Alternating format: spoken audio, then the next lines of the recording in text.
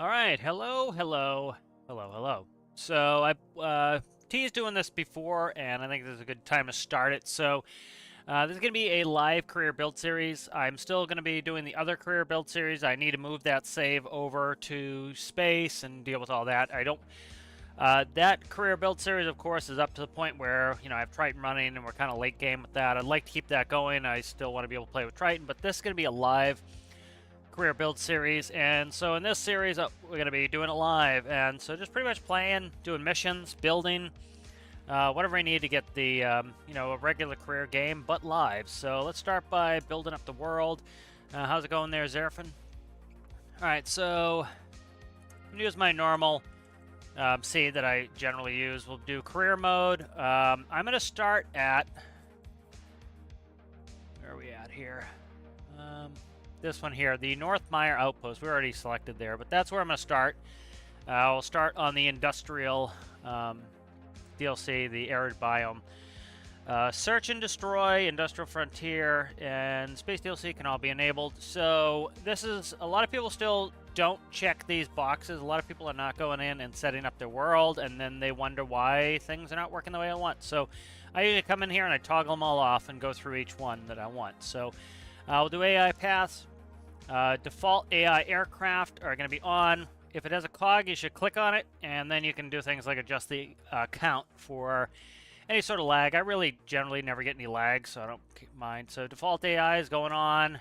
AI count's fine. Default Arctic mission zones, default building missions, default cargo containers.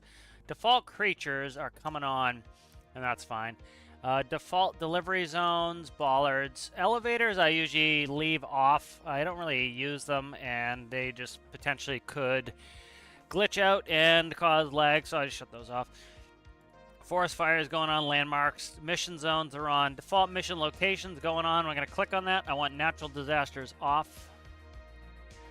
Mission-based timer and frequency is fine. Oil spill missions are on. I want timers and reward on. Default mission transports, missions arid, moon. I'm going to shut the, I don't know if I want to shut the moon off. I'll leave it on, screw it. Natural disasters off. It should not do the siren when this is off, but I like to click it off anyway. And so default natural disasters are off. Oil survey is on. Railroad signals on. Resource storage, trading, and mission zones. Default tutorial is off. Underwater mission zones on. DLC weapon AI is off. Alright. So that is all set there. Alright, so let's go ahead and we'll start this sucker up. How's it going there, Zaki? How's it going, FS? How's it going, Citrus? Yeah, I've never had one glitch or screw up the game either, but I don't think I've literally ever taken the elevator anywhere, and so I just shut them off. It's not something I'm going to be using anyway, and so I don't even bother putting them on. Just potentially something that could cause havoc, and so I just leave it off. Alright, then we're going to go in the edit the save file, and we're going to put the creative menu in. I kind of need that for videos, especially doing things like third person. And then, many a time, I'm a big advocate for the creative menu. Partly because, if you glitch into something, it's game over. If you don't have it, it can cause a lot of frustration. If you have it on and something outside of your control, something game-related, like you accidentally glitch yourself into a block by closing a door and it pushes you into the wall, you can just quickly no-clip and it doesn't roll your ship, And so that helps you keep it a little bit more realistic. Hopefully we're not stuck on 90% here. We'll see what's up with that. Currently stuck on 90. We'll see if it makes its way through. Hopefully it's not screwed up and stuck. We shall see.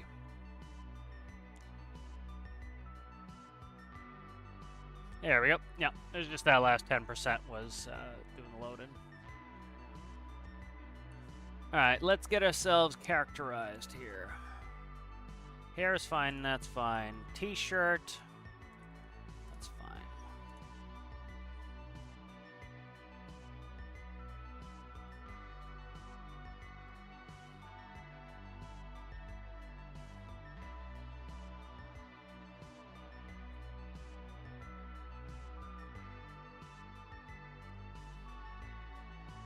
digging on that. There we go. Let's do that.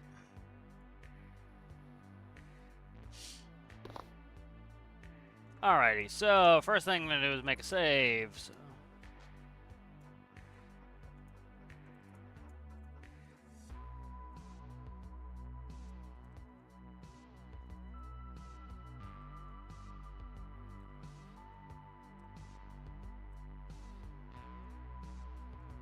Alright, we'll save another one. Alright, those are saved. Let's go ahead and I'm going to open these up and we'll put the creative menu in. So, go ahead here and I have the career build series oil back up there. And we just got this one, the live one. So, click on the live one and we'll grab the scene. So, here's the scene for the regular career build series. And right here we have creative menu true. So right there, I'm going to copy that. Now click over here. And where are we at here? Actually, one thing I'll just do, let's see, sunset. Player your game mode settings right here. I'm interested why that doesn't have sunset on there. Day, night, length, sunset. Interesting. That's interesting that doesn't have that on there. We'll stick that in there. Creative menu true. Save that. All right. We'll boot. Let's read some chat.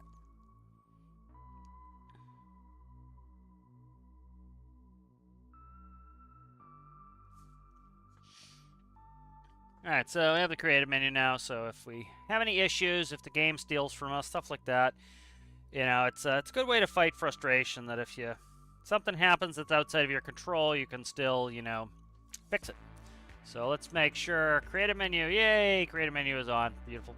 All right, so we are here. I like this base. This is a cool base because it has the, oh, we have a dog already. Have the regular beginner base boat launch here, and then we also have a place for cars right up there. We have a closed hospital, and then apparently we have a dog as well. All right, so let's see. We want to start building pretty quick here. So I'm not going to go extravagant for these. I want to kind of make my base vehicles pretty simple to start with. What's that? Let's see. 7. Okay. So.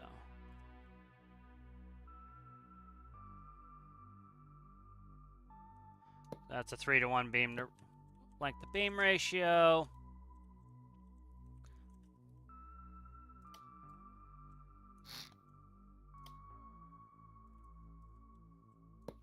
We'll make that hardened like that. All right.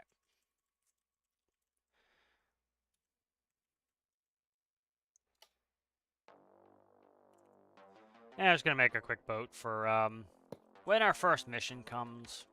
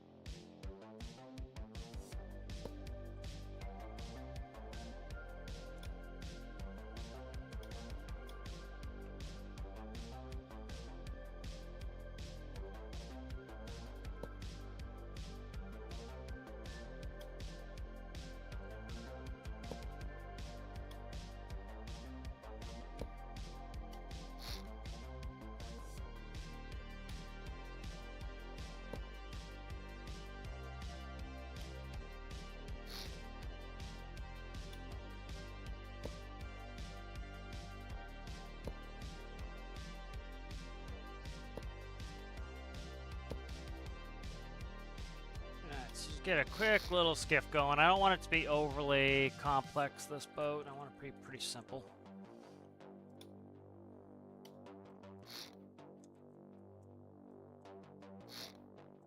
And we can adjust some features as necessary here. It's a pretty small boat, so I'm just going to probably go a double rail on it. I'm not going to do 3 rail.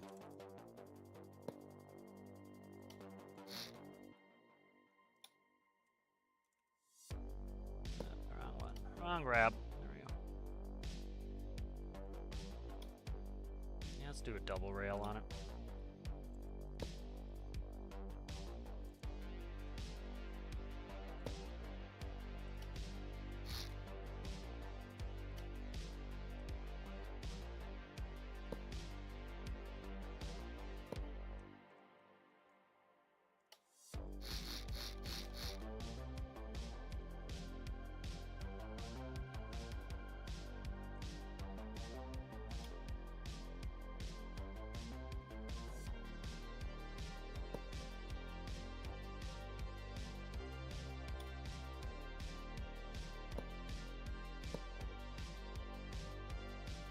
I'll get a float check on this in a second.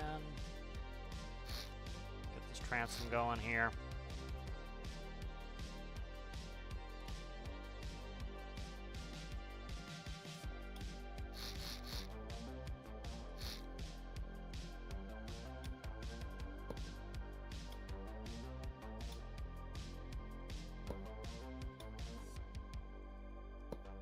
Kind of thinking more quick throwaway craft, a little bit more in this. Now we might get a little bit more into some advanced stuff later, but a little bit of throwaway craft in the beginning here. I want to get some missions done and progress. Make them cheap, you know, full economics on this. Try to just go get some of these missions done.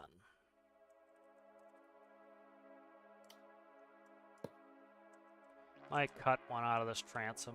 Yeah, I'm gonna raise the transom by 1.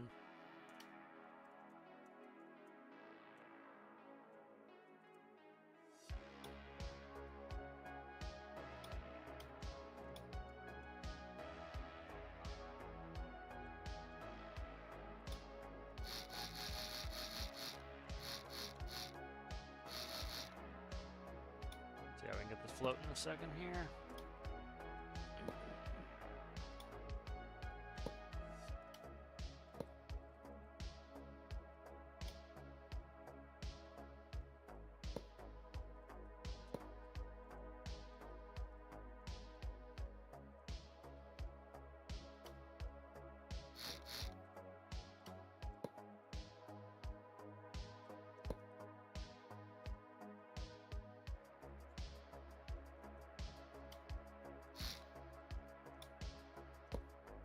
Alright, let's get a float on this.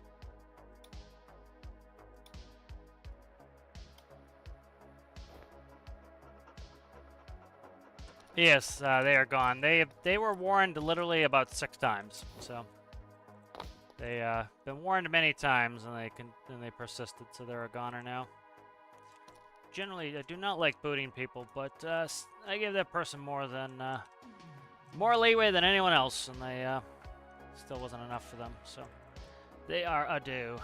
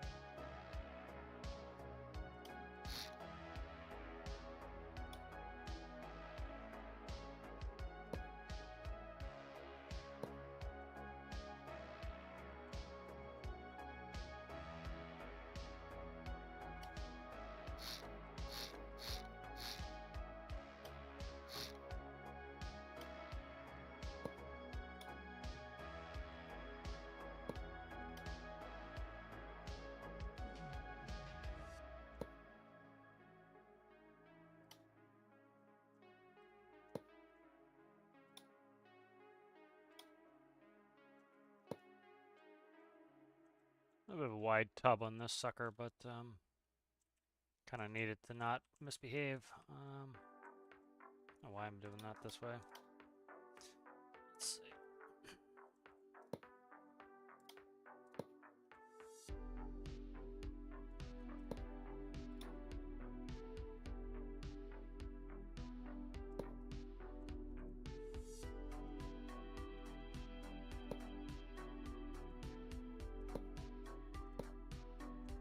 Just put a central rib in, but decided I was going to do it this way.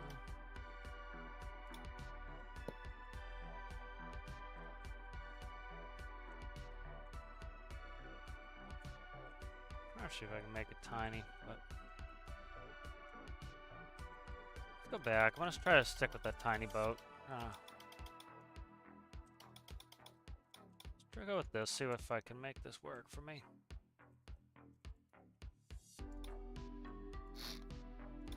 It's going to be way too much weight, but we're going to start with that, and I'll start trimming it, try to get this balanced. I want to get out there and get it. It's not actually too bad on weight. So. CG in the middle, pretty good there. All right, so let's go.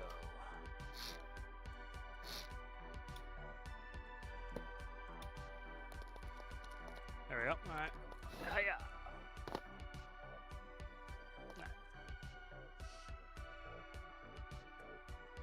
Trying to keep this as inexpensive as possible here. I'm gonna try to trim this up a little bit more. So let's trim a little bit here.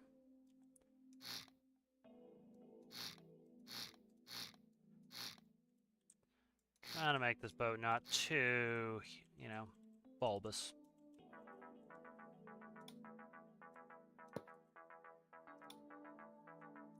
Try to just make this a tiny little rescue skiff. Very simple systems. I don't want to dick with it too much for the first boat. First boat's just kind of getting some rescues done and then moving on from there. So.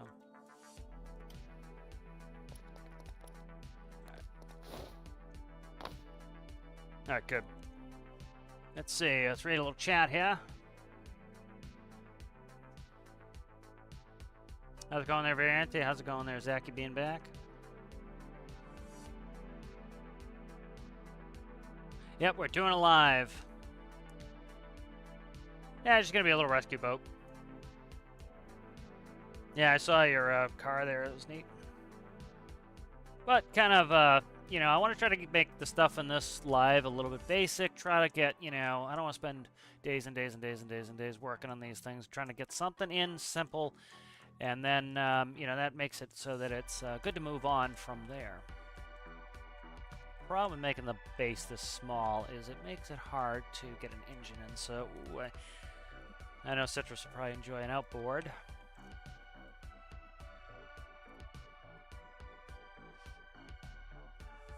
All right, let's try to do an outboard.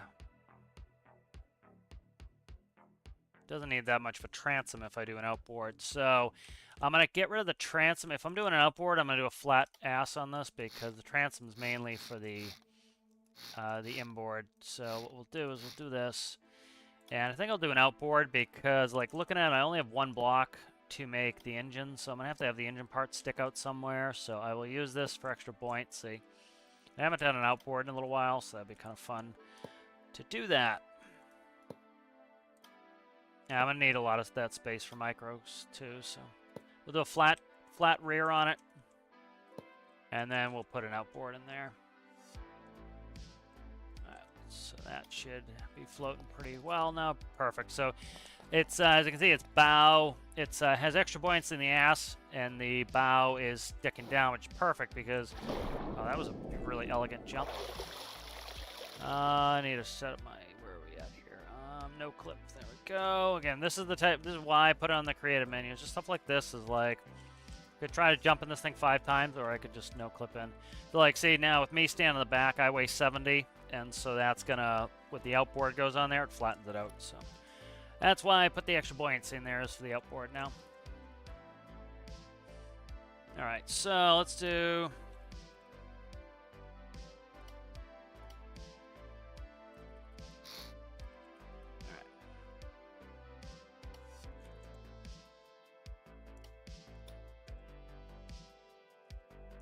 I think we're gonna need like a 2-cylinder. 1-cylinder, like the water's tough. You kind of need to get a little bit of, you know, you're going in the water, you're gonna need quite a bit of power. So I've done 1-cylinders before, and they're pretty damn anemic. So I think we're gonna start with a 2-cylinder. I would love to do a 1-cylinder, but I just don't think I'm gonna be able to do it. So.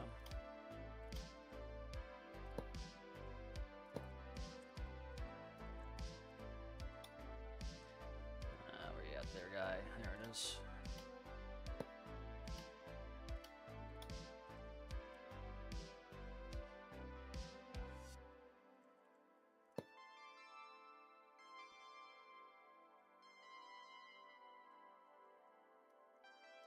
Let's try something.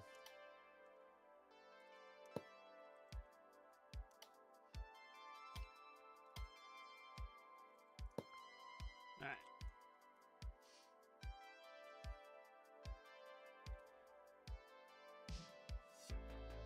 If we do that, we're losing a ton on this. So that's good. So I'm gonna pump air. Where are we at here? That's my in. That is my out. Okay.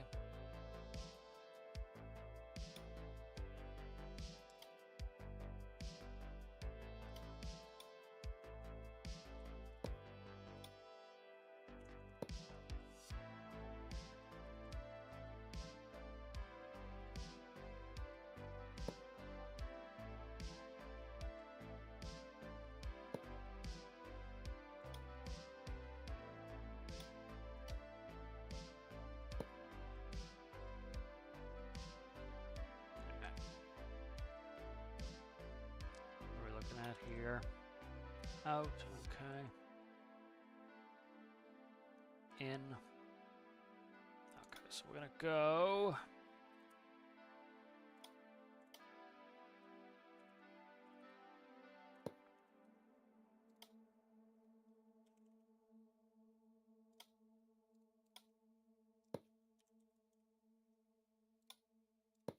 I love the new fluid ports for this though. This is really cool, is the new fluid port makes it a lot easier to do some tiny stuff. So they're listening with some of the stuff, you know, like this can sit like that up against something where the other one can't. So that makes it so that I don't need as much space for that.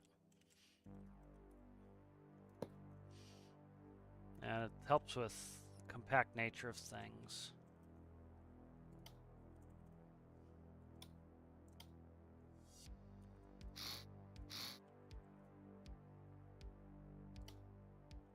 I wish we could have a 1x1 propeller that would just stick on the end of torque. That would be cool, because this one is, yeah, this one's fine, but it's just like it's long. You know, you're talking 1, 2, 3, 4 plus the connection, so you're talking that's 5. That just makes it hard to do some of this compact stuff like that.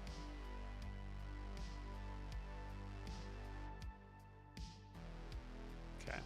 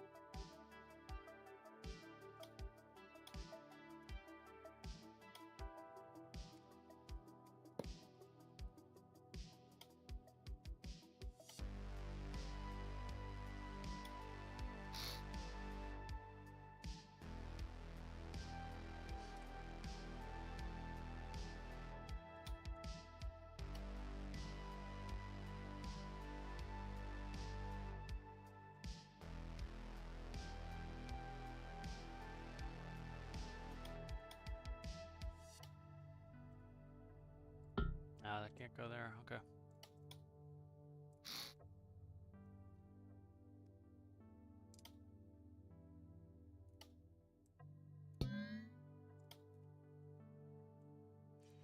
Alright, I just need X host.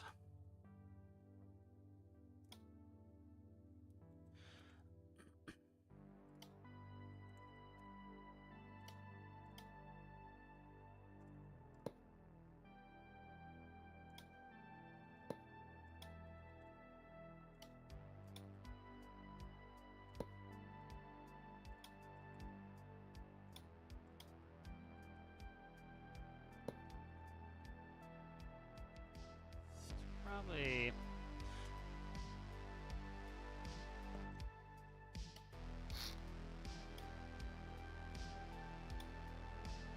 do with that. We'll see.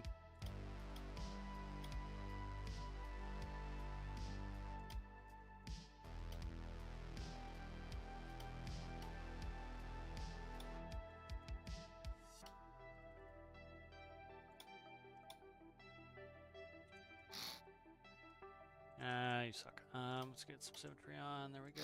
Okay. Check chat in a sec. There we go. So that's balancing up pretty good.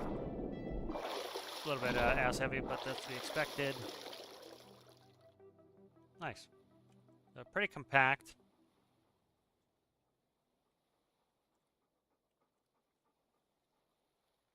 Pretty compact. Visually, it doesn't look miserable. All right, nice.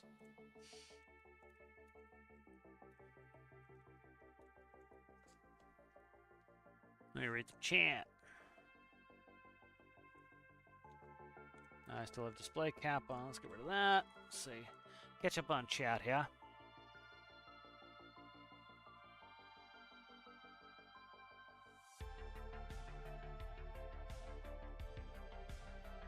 Yeah, you need 2 cylinders. 1 cylinder is just not enough for a boat. Like my Gator there, my Croc, is 1 cylinder. I built a bunch of 1 cylinder stuff, but for boats, it's too much. The water is too much resistance. You're just not going to be able to do it.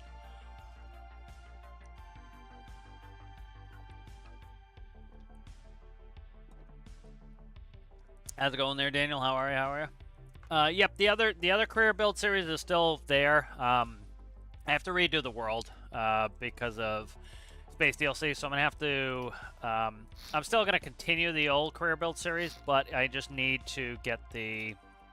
I need to fix the save essentially, so that will come back eventually as well. That's gonna be like more me doing videos. This is gonna be.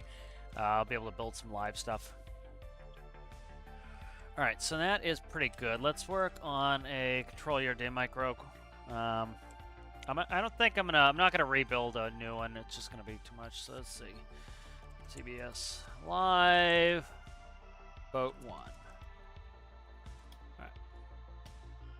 Let's see. Screw it. I'll make it.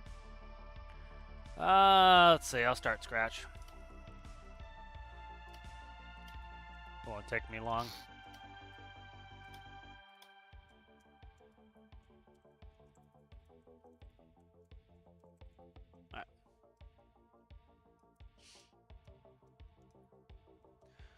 Let's see, update this really quick here. What are we talking here? 1, 2, 5. Okay, 5. All right.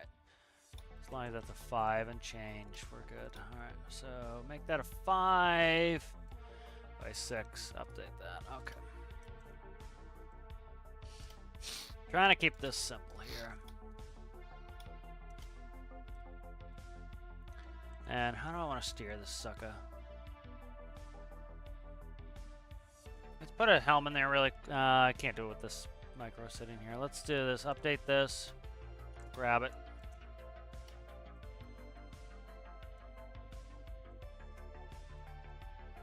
Center of gravity right there. Okay.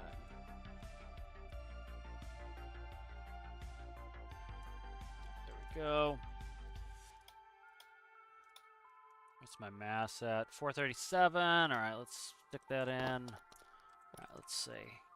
Could do a helm. I was thinking a handle, but I'm not going to be able to make a handle work right. the way I want it.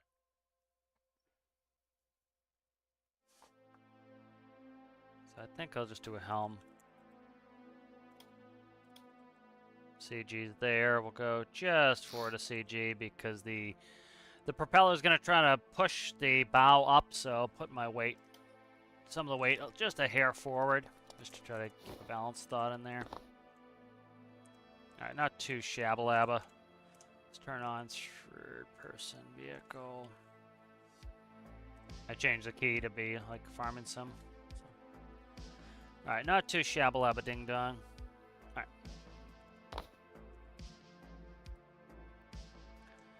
And then, let's see.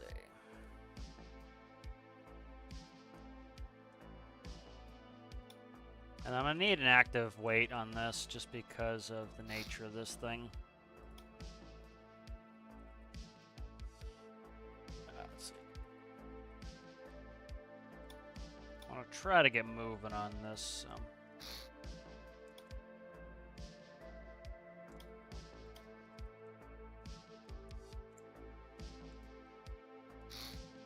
Okay.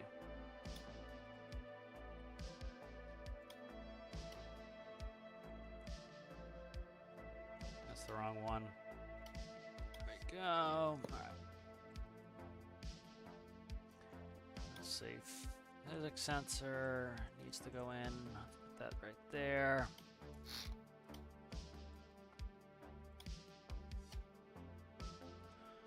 All right. Let's see. Roll is what on this sucker?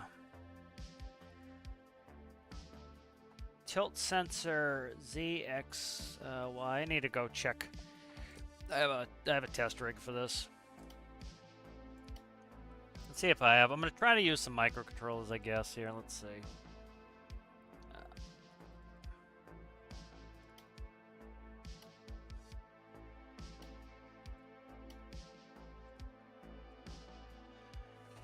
Airplane stability, steering now. This will work fine for, let's grab that.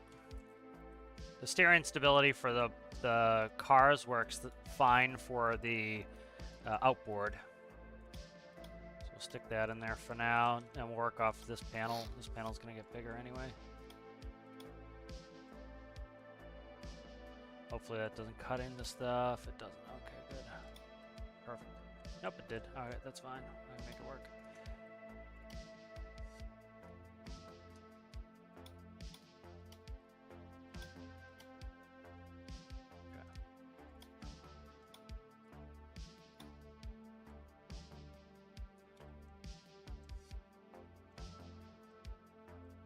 Go there? It can, just barely. Okay, good, we're good.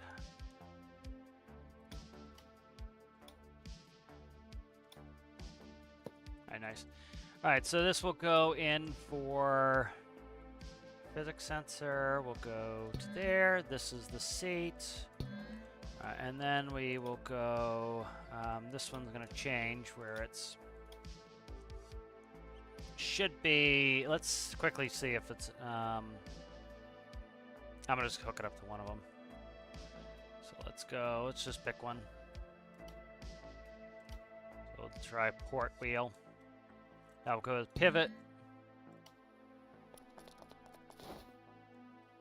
And the weight's gonna tip us over, so that's fine. I just need to see which way the engine's turning.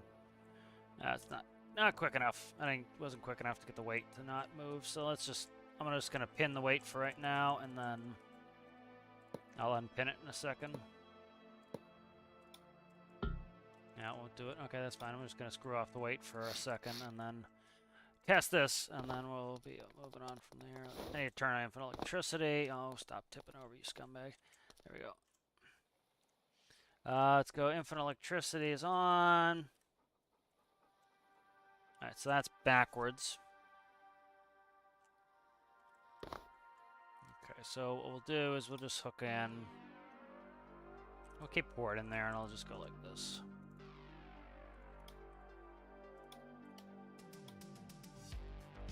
All right, there we go, and then starboard can get out of there. I'm just gonna take a quick phone call, so keep building, guys.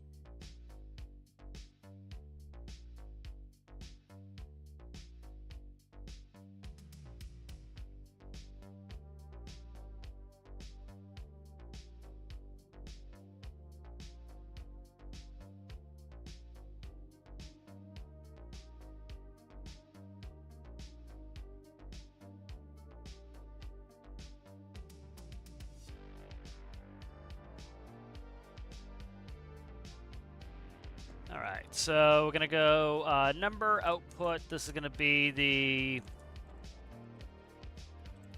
weight. All right, so that's going in the weight. All right, so let's see. We want to do separate system down here. I need to quickly, let's update this. Let's save this.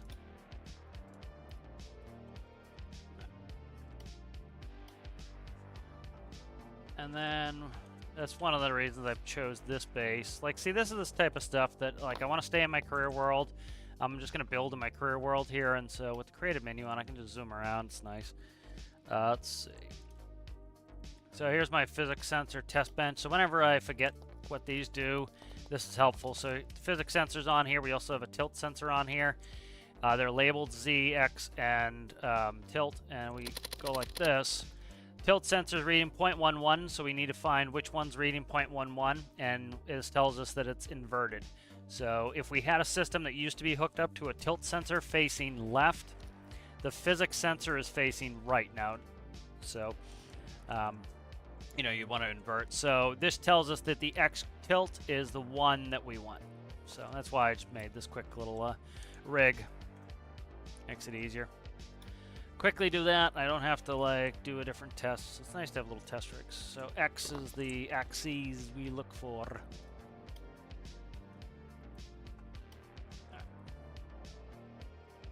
All right, so let's go, and I'm looking for physics sensor. So right there it will be local X tilt is 16.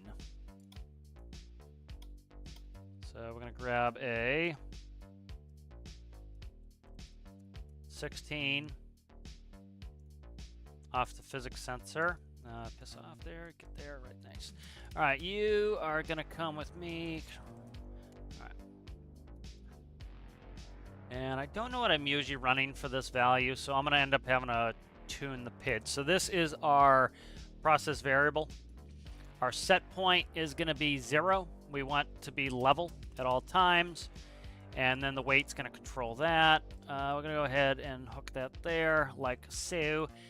Constant on signal for now. I'll probably end up triggering it later, just so that it's not always jittering us about. And so we'll do that for now. P-value, I want to enter in a P-value so I can tune this in really quickly. So we'll do a number input, P, roll. Okay. P-roll is going to go to here. All right. And we want a keypad. I'll stick that. Ha. Go in there. Zang. You get that back. Okay. And then battle cannon goes back on the weight. On the linear track, rather. And then you are hooked into weight. Beautiful. All right. So it's currently 0, so it's not doing anything. So I need to try to jump on, get on the helm, so I'm not. Let's go 1. So see, it's rolling us right and more right and more right and more right and more right and more right. That means it's backwards. So that's not a big deal. We just need to come in here and grab this. Cut you. We will you to invert the actual linear track. And we'll remerge that, and then we'll try it again. Here. And get on there before it rolls over. There we go. Oh, get on there. 1. And now it should start. There we go. See, it's thrown to the left now, and it's leveled us out.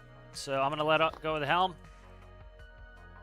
And you notice it's not reacting fast enough, so that's fine.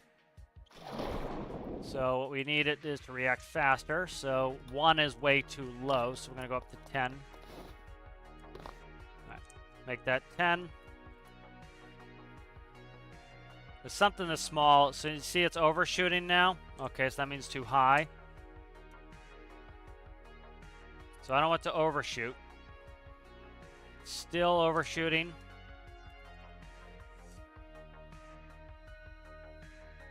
Now see, it's starting to slow down and starting to correct itself. Still overshooting, but it's starting to be a little bit more reasonable.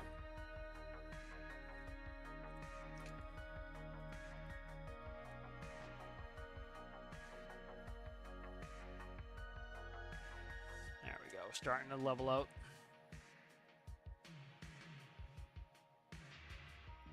All right, good. I'm gonna get off the helm here. I'm gonna step on the left side. All right, so what we're gonna do here is I need to check my inherent stability here. So if we look, first thing I need to paint a water line. So let's paint a water line on here really quick. So generally I want my water line to be 1 block below the decking, which is here. And so ideally we'd like the water line sub the decking, so we'll put a line on the deck level right there.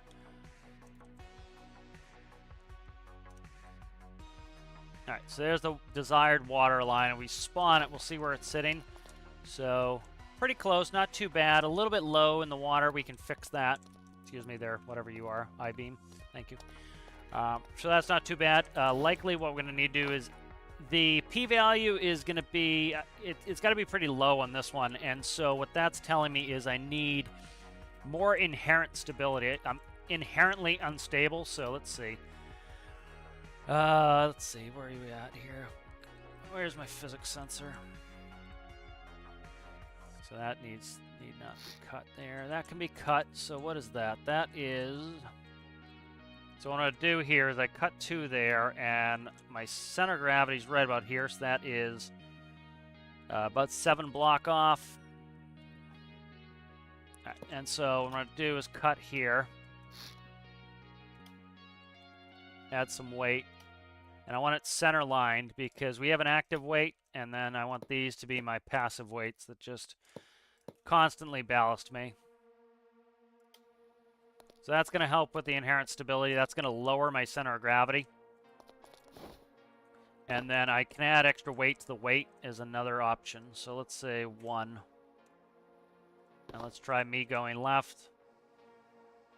All right, so now you notice just with those 4 blocks, the boat doesn't want to tip over as much because I've lowered the center of gravity. So those 4 blocks are worth 40. And so that's counteracting my weight. So you notice now I'm on the left side, that's fine. So these are like the inherent things that, you know, you understand about stability, is getting that weight lowered just by those little bit of blocking there helped quite a bit. So that helps. The other thing I could do is, see, this is the thing, is where the weight is. I could do this. Let's try this as well. So the bow is currently sticking up too much. And so what we're going to do is stick another weight on there.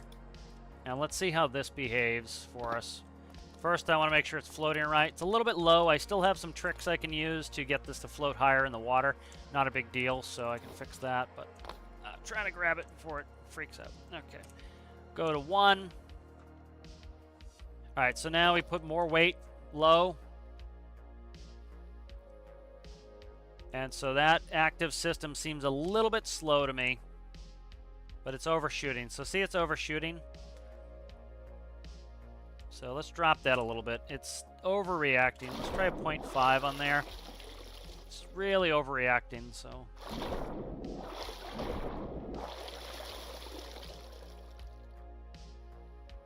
I need it to not overreact. So what we're going to do is we're going to get it to not overreact. So this, see, that recovered pretty quick? Okay, good. So 0.5, let's run with that number for now. Okay.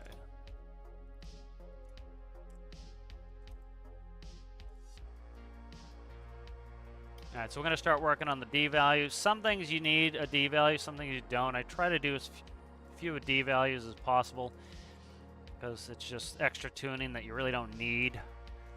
Because they have P-PIDs, they have PI-PIDs, they have PD-PIDs, and they have PID-PIDs. And most things we need in game can run with just a P-PID. Autopilots I like running a PD-PID. I almost you pretty much never use a PI-PID in... You almost never use a PI PID in game. There's very few cases where it is necessary. You know, there are cases where you can use a PID PID, but I tend not to. I just do a PD PID. The I value, my I value is at 0. You know, you need a really super low I value, and 0 is about as low as you can get, so. And then we'll try, I don't know, 100 on the D.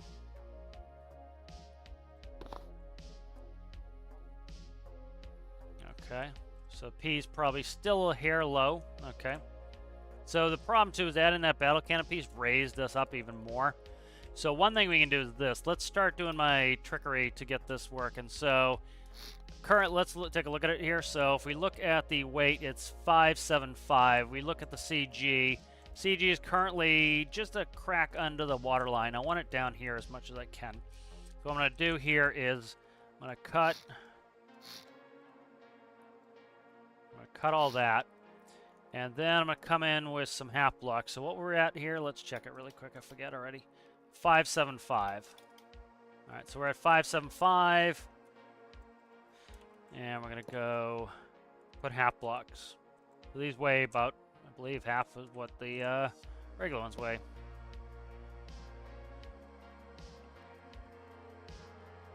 Don't know why this is fighting me. Oh, I don't know why it's fighting me here. Why is that fighting me? The hell is... Oh. I'm up one block too high. Am I? Yeah, I'm up one block too high. Okay. I built it up one block too high. Yeah, that's what it was. I built it up a block too high, so it should be down here. No wonder. So right here is where it needs to go. So this should drop the weight, the high weight. There's some cool things with motorcycles, like this sprung and unsprung weight. You want to get your unsprung weight as low as possible. That would be like your wheel weight. That has a huge effect on motorcycles. It's actually pretty cool. So now we're down to 531. So we've dropped 40 mass off of a high point in the boat. So that's helpful. So that's dropped our center of gravity even lower again. So let's see. Grab the helm. Let's put in... Let's try a 1 this time. And let's try to get the D to smooth this out a little bit. Let's do a 10 on the D. All right, so now the P is moving faster to counteract. So now notice I can't run over, and the D is smoothing it out. So notice it went to the point and stopped. Didn't overshoot now. There we go. Now it's wanting to go over.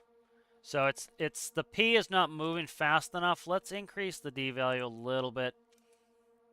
I don't know. Let's do 30. Let's try to up that P value just a little bit. 5. You see, the weight's not coming back fast enough. And because the weight's not coming back fast enough, when I go to the other side of the boat, I'm adding my weight to the actual balance weight. Now it comes back. So the D is helping to stop that from overshooting a little bit. So let's do... Now it's probably... That's going to be a little bit too high, I think. Let's try a 2 on there.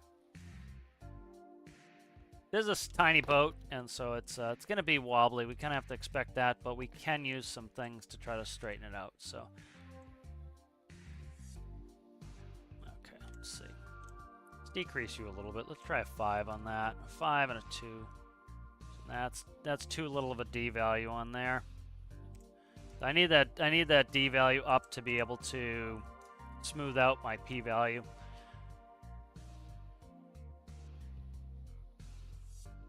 Let's go back to 1. There we go. Pretty smooth there. I just don't want to roll over. Like, I don't mind a little rock and rolling. See, I can go to the side. I just don't want to roll over. And there it's going to correct it. So that could be tuned in better, but that's not too shabba-labba at the moment. So we dropped a little bit of weight. Let's get some more. I think. Let's cut out just a hair of weight in this. Try that again, like that.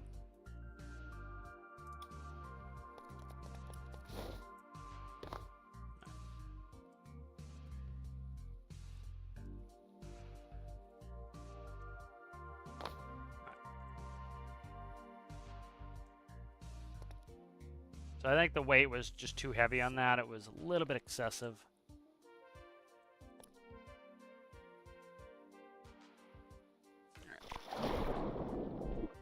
Try to get a little bit of central mass. That's the problem, is I shouldn't have put that in that microcontroller in there yet. Let's do this. Let's see. Let's go like this. Grabbing the wrong arrow there. Let's do that.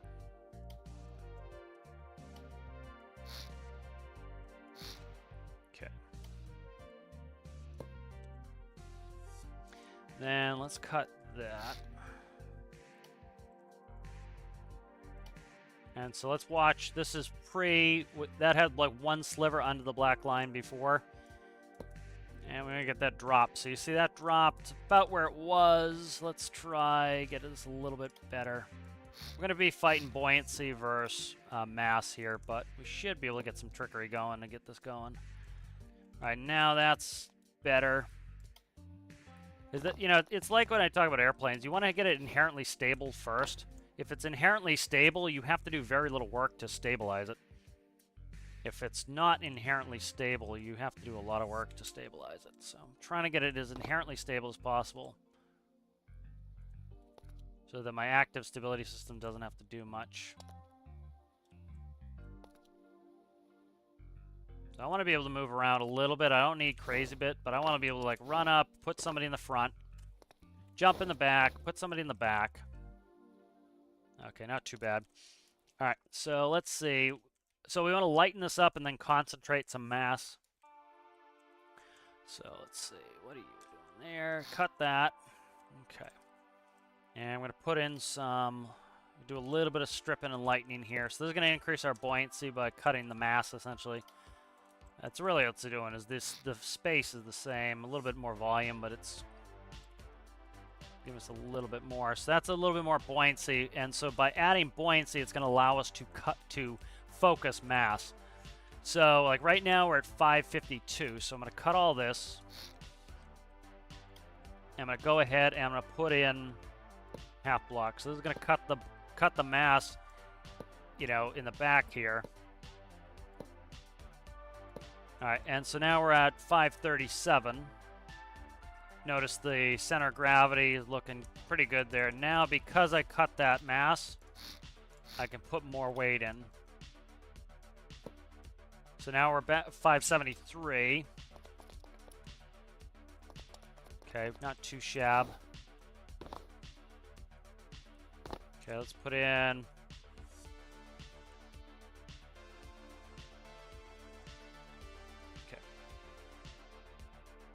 So notice, like, this is much more inherently stable now. I've got that mass pretty low now.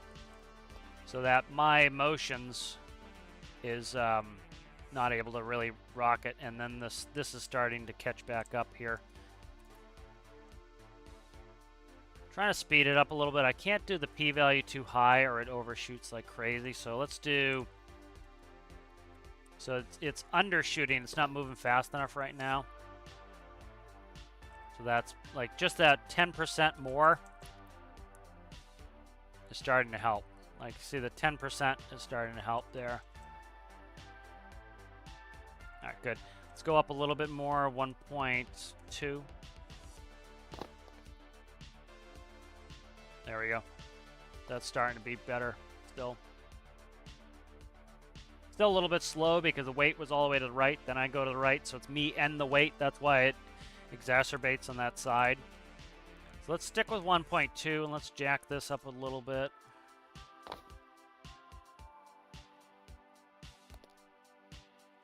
Okay.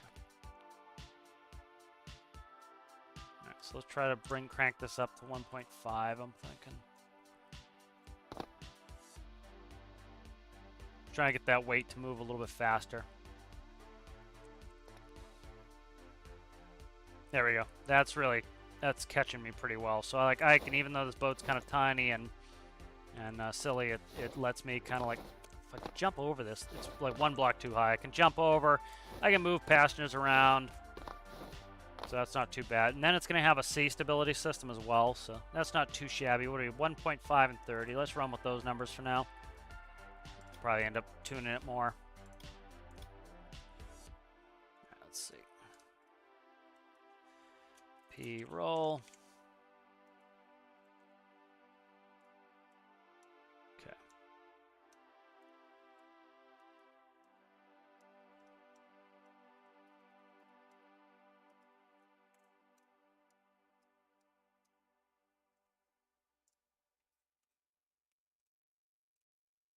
All right, so that's the active weight stability system.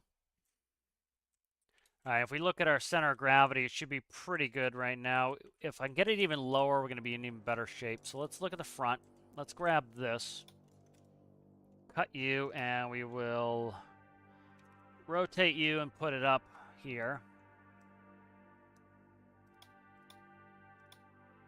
All right. And then we'll come in here, and we will start stripping some weight. Where were we when it was there? Let's see what our weight is. Trying to get it right here. Okay. So currently that weight is 578. So let's strip some weight. I can go to the physics sensor essentially. And this can all strip here. And we're at weight blocks there. Okay, good. So we're going to run some wedges. One reason I like making these small builds is they take some thinking to get it going. So 564. You notice the weight went up again because we strip weight from the bottom, and now that's going to allow us to add it in here. So that's too high probably. So let's go.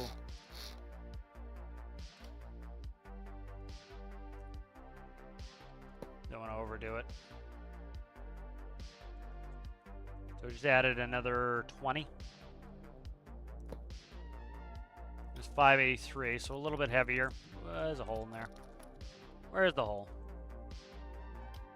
Right here. This didn't get merged, is why. Okay.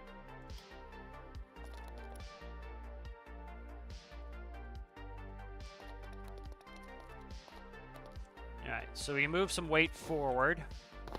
Let's see where we're at. CG wise. So see, we got this CG nice and low now, so that's giving us a bunch of inherent stability there. And I want to cut off, let's see, let's go like that. Let's test that out. Trying to move the weight just a little bit towards the front. That's not too bad. The center of thrust is below the center of gravity, so the propeller is going to try to push the bow up. So I want to try to move a little weight towards the bow.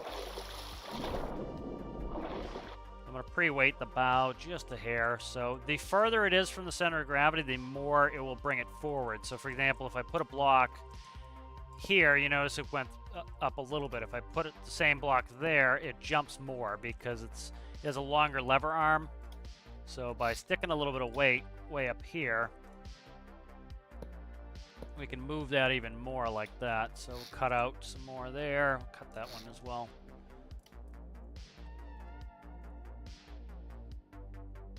Just a little bit of balancing work here. Just trying to shift that CG forward a little bit and down as much as we can. All right, so now it's sitting a little bit flatter. There we go. All right, nice. And then I'm going to walk around a little bit, see how it recovers. Yep, doesn't want to go over. That's the main thing. I just don't want to roll over. So the weight will save us. It's a little bit slow, but the weight will save us. Okay. So we'll work on that a little bit more here. Fins are going to help as well. Let's check some chat. I'm a little bit late on chat. How's it going there, Rasmus?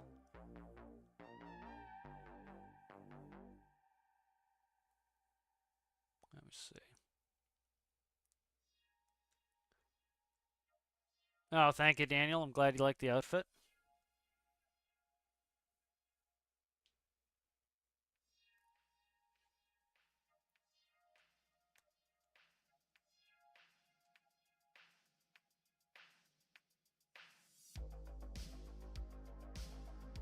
Yeah, that hull from the hull tutorial I made extra fat because, you know, something like this is a lot of work.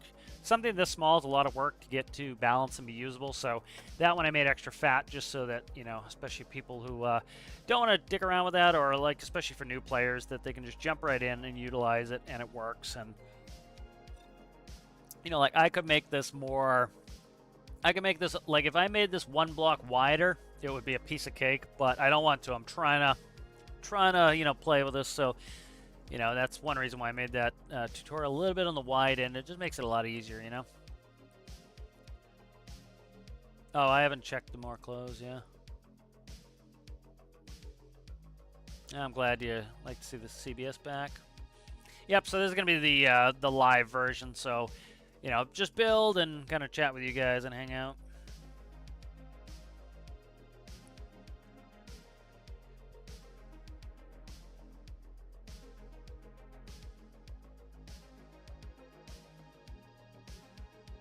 I'm just reading the chat, guys.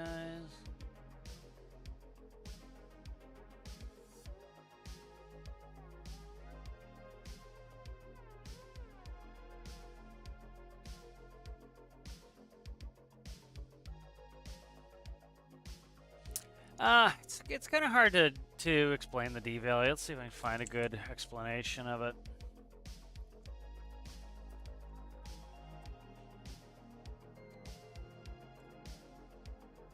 Trying to find a good, you know, the way I do it is more like kind of conceptualizing how it works in game. You know, you could go through the formulas. I find, like, I kind of think of the D value as kind of like is twitchy. So the P, if the P value is too low, it's never gonna reach where you need to. So say your plane or your boat is rolling too far to the right. If your P value is too low, the weight will never go past center and it will never roll you back. And so it will never go far enough to actually roll you back. You'll roll right over and stay rolling over. If your P value is too high, it's gonna shoot all the way to the left. You're gonna start rolling over and it's gonna shoot all the way to the right, and it's gonna go back and forth and back and forth and back and forth. So by lowering the P value, it's stopping those overshoots. The D value, I find, helps with the D value is kind of like, I think of it as like a twitchy mouse. The P value is moving in big swings, and the D value is trying to do the minor corrections. And so that the D value is doing the minor corrections that will allow the P value to then, it's kind of the fine tuning. The D value is, the P value kind of in my thought process is the big wave, and the D value is trying to trim the wave to get where it needs to be. So that's kind of how I see it, kind of conceptualize it. I'm not, yeah, dampening. That's damping. Yeah, that's the correct way to put it. Is it's damping the P value by, you know, you get that big wave. The wave's overshooting. The D's like shredding off some of the top, so it doesn't do as much.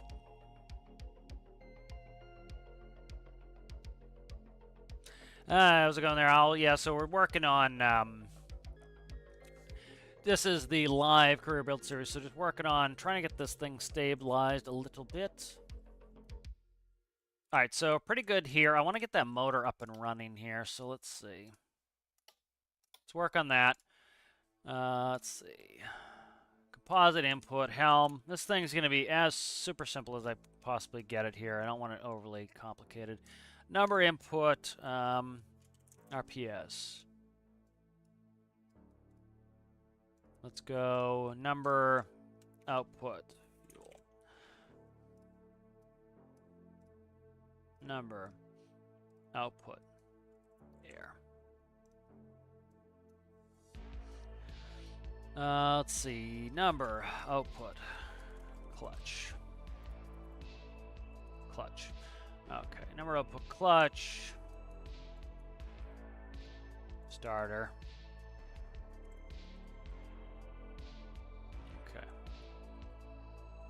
Number output, alt, pumps. Okay, let's run with this, try to get this going. don't want this overly complicated here. I want to try to keep a simple boat to start with, and then I want to move on from this. I don't want this to be like 20 episodes, same boat.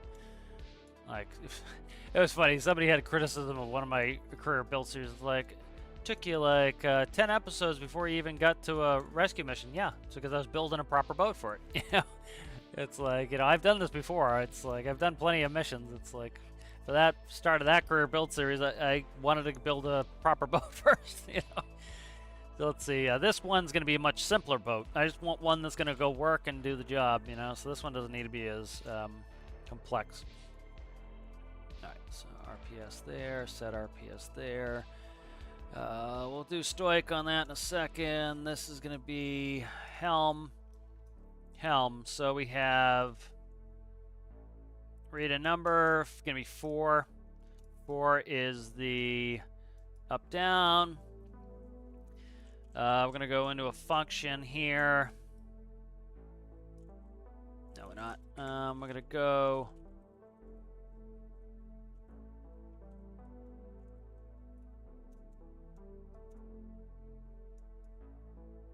threshold 1.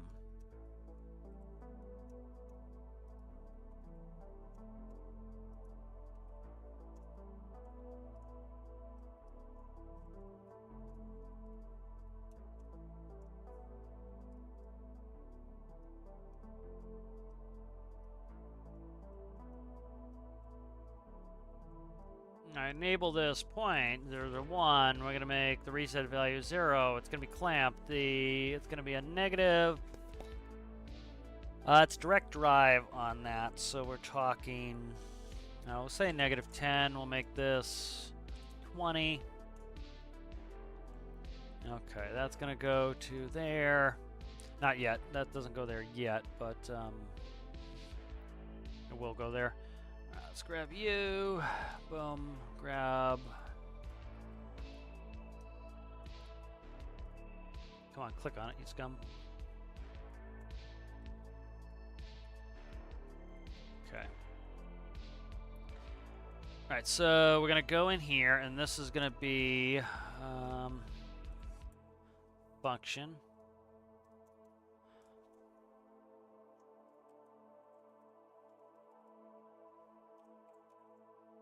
Clamp X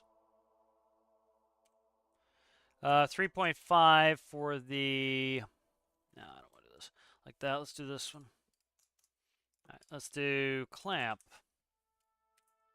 X times Z Y Z, and then we're going to put this all in parentheses. Oh, wrong parenthesis, huh? Oh, eventually we'll get the right one. There we go. And so it's going to be the absolute value. So that's only going to ever give us a positive number. Alright, so that's there. Let's go like that. Alright, and then so the Y value is going to be our idle. So idle is going to be 3.5. This is going to be idle. That's going to plumb into there. And this is going to be, if I will click on it, there we go, max RPS.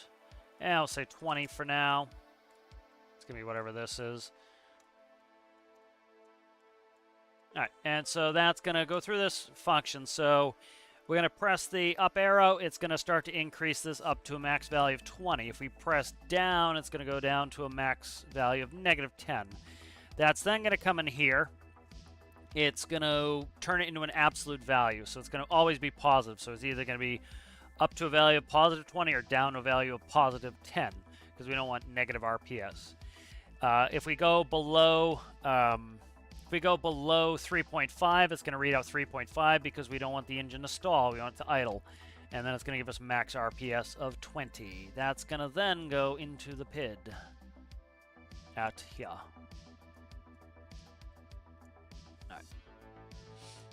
And so that's going to give us the proper RPS. We're going to do engine P.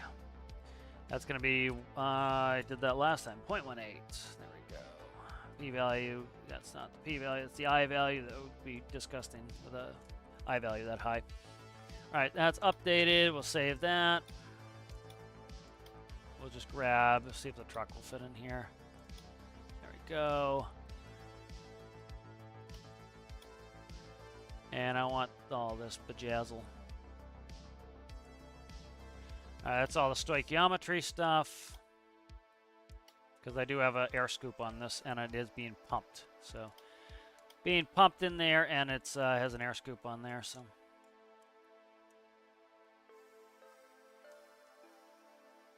that goes like that.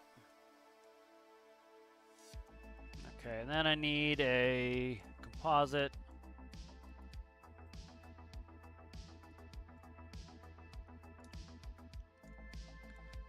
That's the engine composite there. That's going to come in here. Plumbing of these three give me air, fuel, and temperature. All right, good. Then we have air fuel. Air fuel goes into the stoich right there. Zang. All right, so that should get us it running there. All right, so next we need to klooch. Let's go ahead and klooch. So we want an up-down counter. We want, click on it, please. 0.05, enabled, 1. Okay. So conditions for the clutch. So first is greater. So if this is greater than idle, essentially. So I'm just going to make another idle number here. I'm trying to save some space here, so I'm going to do this. So if the current number here, so essentially if I'm asking to go above idle. So if I ask, actually, you know what? We want that absolute value. Yeah, we want absolute value. We don't want this one. All right, so we want if that is greater than idle, essentially. Correct? Yeah. Yeah, okay, that's good. Yeah, if that's greater than idle, why does this look funky to me? I don't know. All right, if that's greater than idle, we want to start to increase. This is going to have an and condition too, but we'll work on it. And so this is just dealing with the if I'm asking for it. So if I'm asking for it and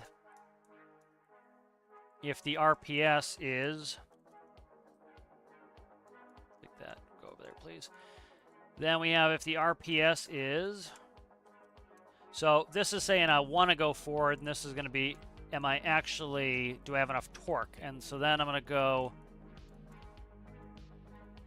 clutch. All right, and we're going to go 5 just because we figure this engine is pretty small. So we'll go 5, clutch engagements at 5. So let's see. It's getting a little messy here for my liking. Diagonal lines and all. All right, so yeah, that's pretty good right there. Let's go down and you go back up there, sucker. All right. That's going to cozy in there. That's going to increase. Okay. Not goes down. All right. That's the beginnings of the clutch. It's going to need to have a 0 state. So if the RPS is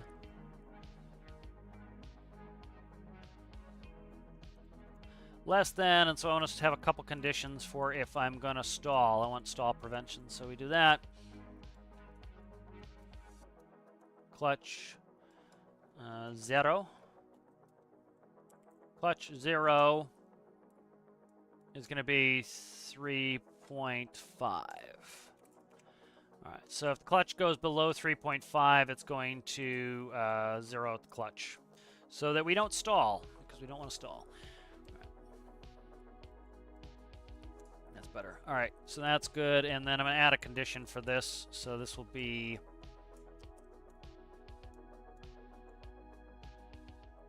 and that's going to be, what is spacebar? Spacebar is this right here. Alright, that space bar there, that's good. So that should be our clutch going. Then what we want to do is we want to work on, let's add this real quick before I forget it.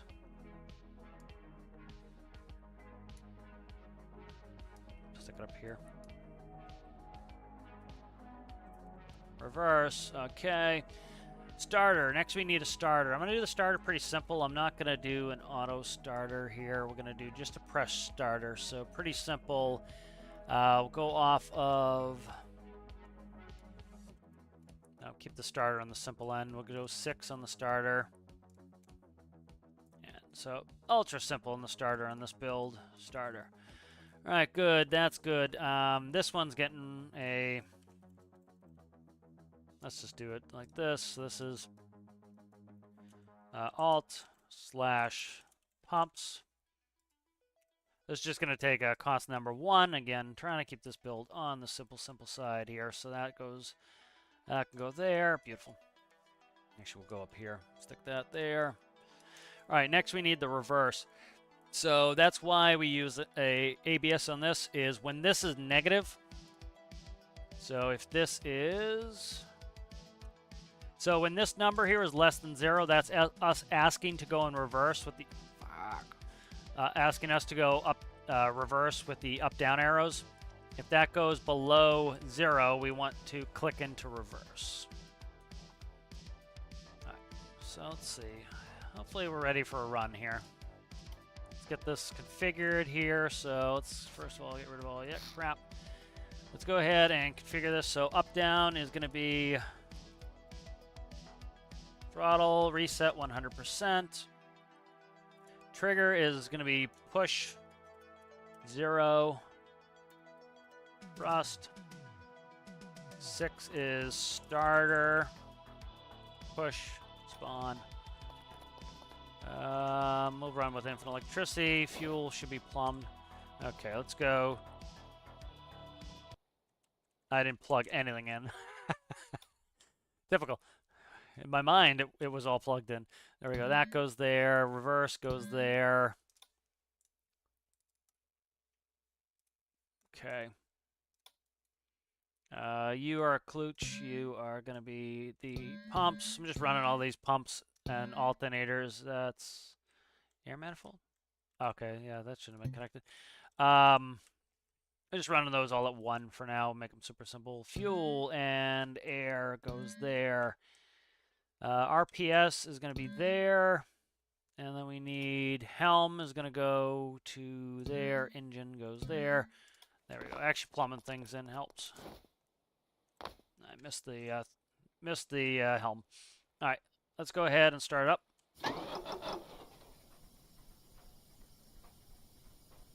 Might switch it to WS.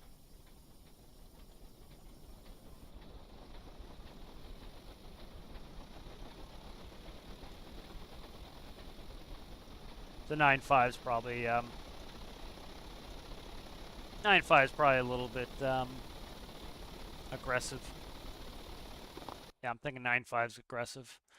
Let's just do, we'll do a 1.1 for now, and then I will go from there. Let's go ahead, and I need linear speed. We'll quickly get this gear set up. Okay. Well, we're rocking and rolling here, so, all right. Let's do this really quick, too. I knew to do this earlier, and I forgot. Let's go in here, and then this up-down should be 5. Make it 5 times faster. I've been using that number more now, so a little bit faster on the throttle response. There we go.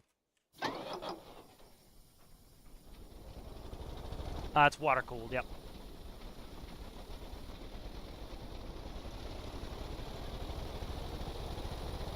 So this is just 1-to-1 gear ratio right now. So let's see, what are we doing here? We're doing about 26 knots, so pretty happy with that. It's not too bad. We'll play with the gears a little bit. So it's remarkably stable right out the gate. So a bunch of that, like I talked about, was the inherent stability, is putting that weight as low as possible. Like I have the weight in there, but I don't have any sort of finnage doing anything right now. Literally none of my fins, the fins in the back aren't hooked up to anything.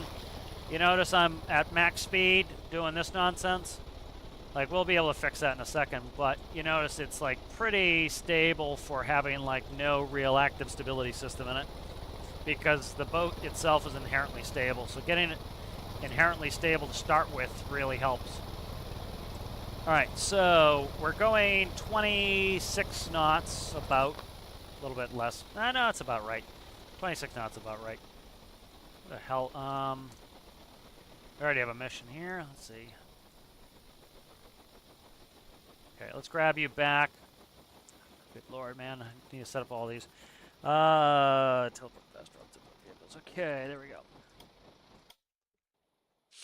All right, so that's pretty good for where we're at. We're going to start to do the gearing. So 1 to 1 got us at 26. We're going to increase the ratio. I could do 2 at once, but no, I can't really because I have reverse on there. Okay, I'm going to switch it probably to WS. Usually I do up-down as my second engine.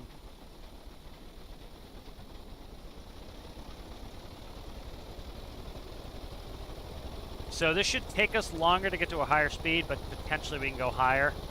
Not a guarantee, but it's, yep. So we're going faster with a 6.5.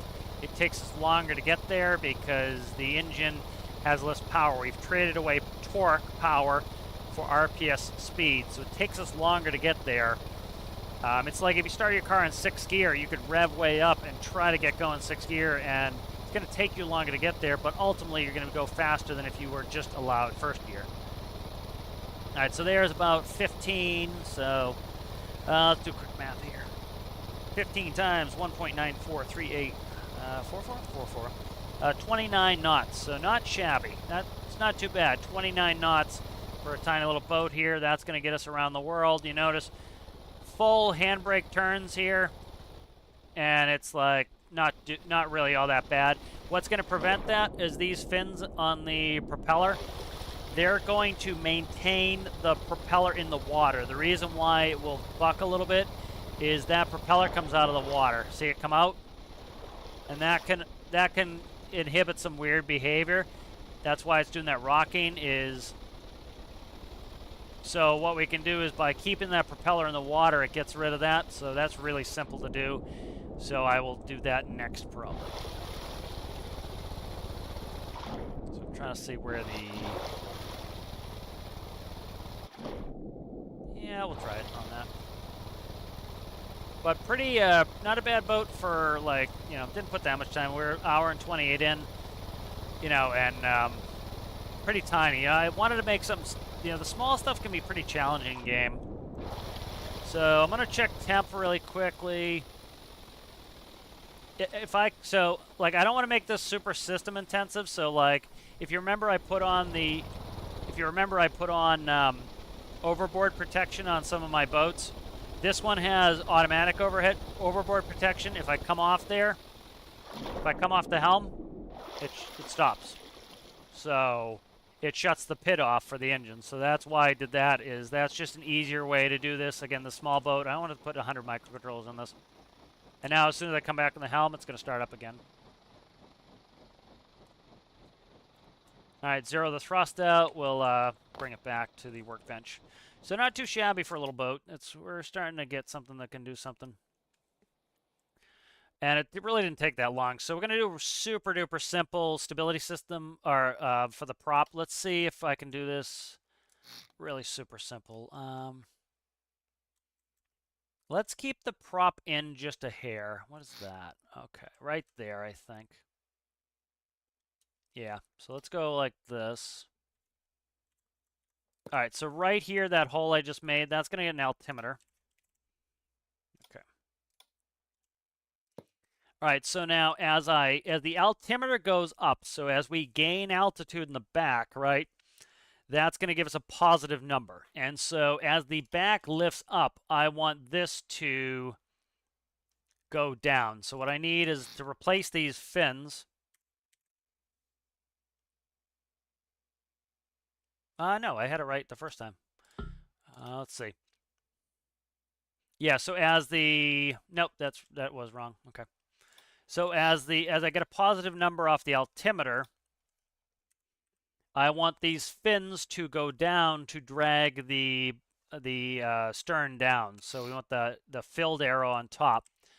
And so this is like the simplest system you can have. And then you just go in here and you take the altimeter. I want the water, so I want the propeller about 1 block below the water. So that's where the altimeter is set. And then we just plug that in. This is super simple. You can do more complicated stuff, but that should hopefully keep the propeller. Let me fix one more thing. Should keep the propeller in the water. So when we make those turns, it will keep the prop in the water, hopefully. Let's see. So right here, I don't want that channel 4. I want that channel 2 for WS. Okay. And that needs to be reconfigured too on the helm. So helm is up, down. Let's go back to 15%.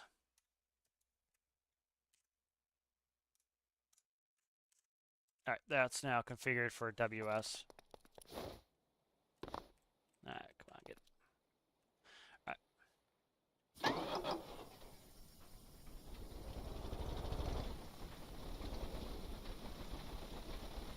So you notice it almost wants to stall there. That's because the gear ratio of a 6.5 right now is we don't have enough torque to start. Remember, the object at rest wants to stay at rest. The object in motion wants to stay in motion. So it wants to stay put.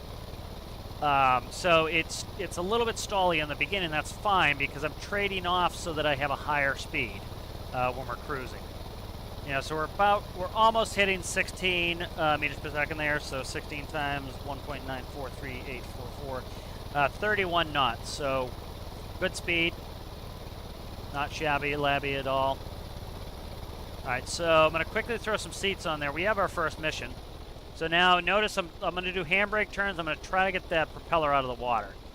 So it's doing it a little bit, but it's not as bad as it was. Notice before the prop was full out of the water, those fins, every time it picks up too much, it pulls it back down.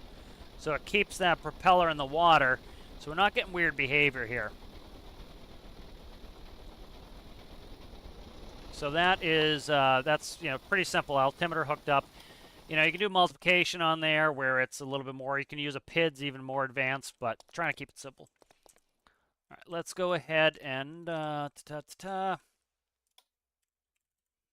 where do we need some mass? We don't really need it anywhere, I don't think. A little bit bow mass, maybe. I'm just going to stick these there for now. Let's see.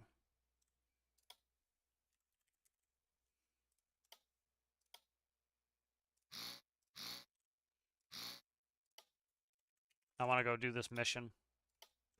So if we're going to do this mission, I want to get this boat. I did more than I needed to. I want to get this boat so that we can go do that first mission because we need some cash money dollar bills. Okay, that's one too many. Pissa, pissa, pissa, pissa. All right. Can I move the helm forward 1? I can. Okay, let's move that helm forward 1. That'll help get a little bit more mass in the bow anyway. All right, so that's not bad. That's, what's that, 10? 10 passengers right there. So that's more than enough. Mass isn't looking too bad. You know, and this is the thing, this is why I always recommend you build your hull and put some weight blocks in the lowest.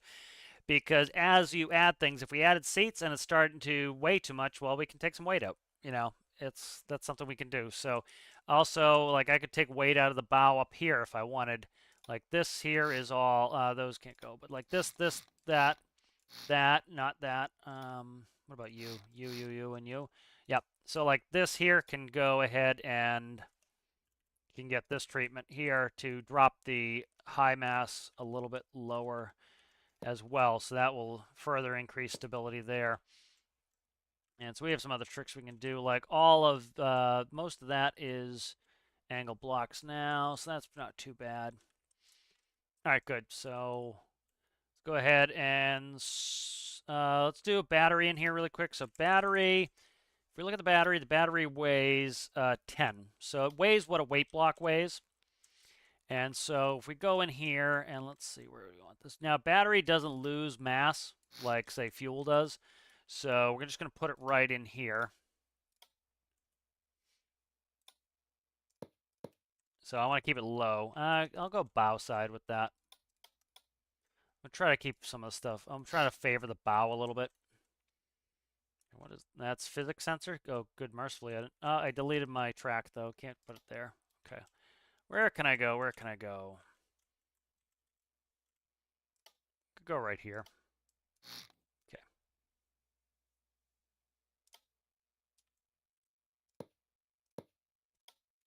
Let's get this battery plugged in here.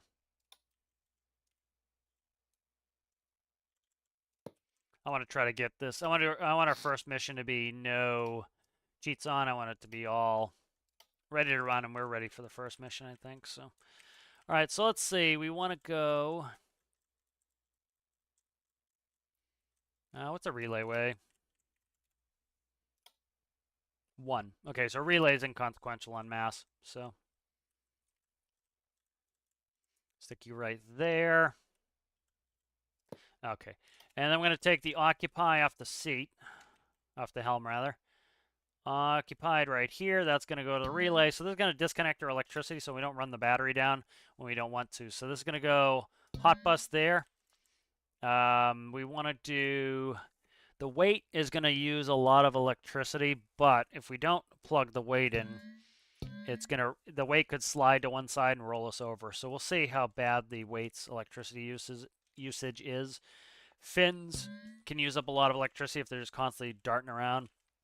The alternator here is going to go directly to the hot bus.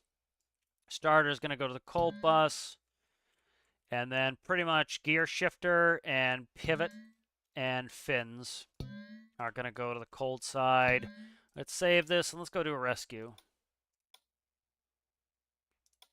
All right. Yeah. All right. I'll catch up on chat, guys. How's it going there, Moisture?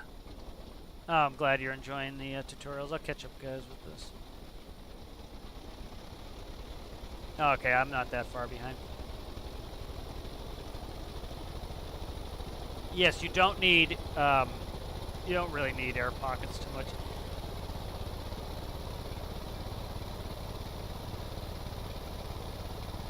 Yeah, there's air pockets under the floor. Yep.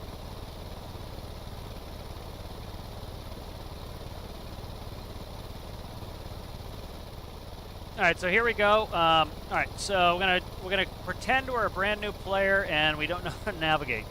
3D waypoints are off. Map vehicles, map players are off. Okay, we've got a map. All right, and we know the rescue is somewhere out here. All right, so we're gonna use Dead Reckoning. In my new player career build series, I showed how to do this. So you need to look at terrain. We just left here, so we know we're somewhere around here. There should be an inlet, an island, a lighthouse, an island.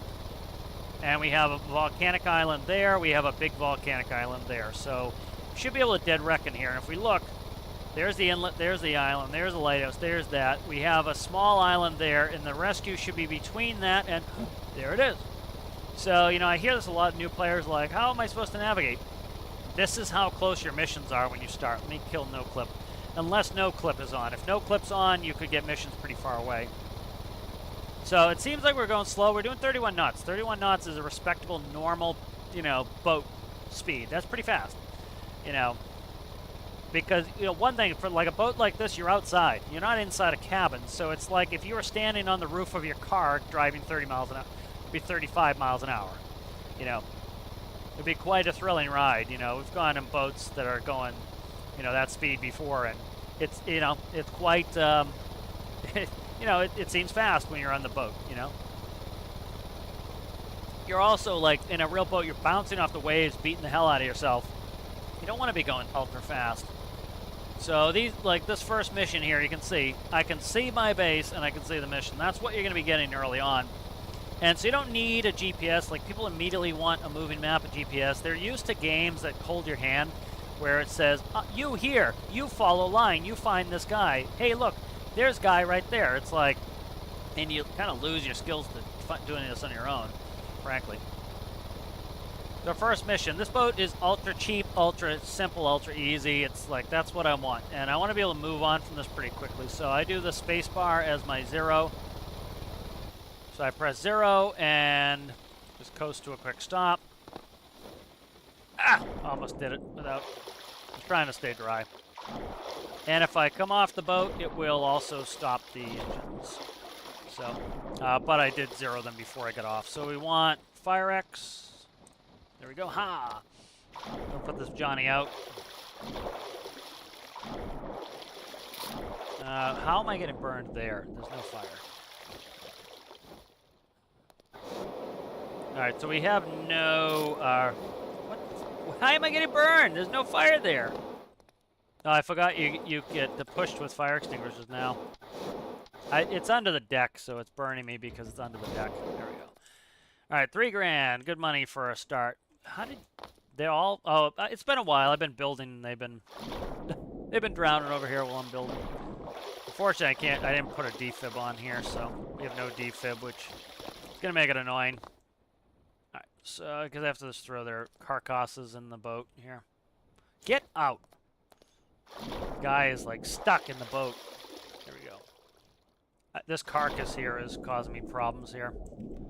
There we go. I need to try to roll this boat back over here. Carcass pushed the boat over because I can't get him in the seat. Alright, are we already in trouble here? We are already in trouble. The weight is upside down. It might not know which way to go to. Okay. Looks like we're already in trouble. Alright, that's fine. Oh,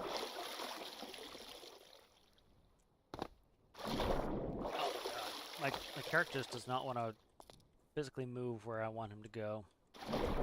Right. Can I force you over with the fire extinguisher? I can't blow the fire extinguisher into water. Alright, let's try this.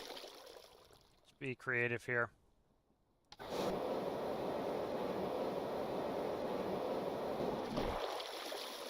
Ah, look at that. It almost worked. So we're a little bit, it's tough because we need a little bit more mass. I try to make my boats so they can't tip over. The pressure is probably down on the Fire X2. Let me try to get this to tip over here. The problem is the stability system is gonna... I can't get the stability system to go to one side. It's gonna try to correct. So it's trying to correct it back, and so it's staying on this side. So I need to put something in there that if the number is inverted, it will stop the stability system and help it roll over. All right, so those are some things we need. All right, so we're gonna grab this back.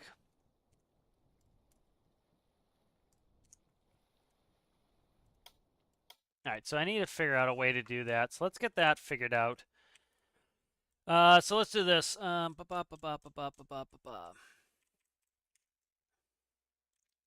I get some more mass low?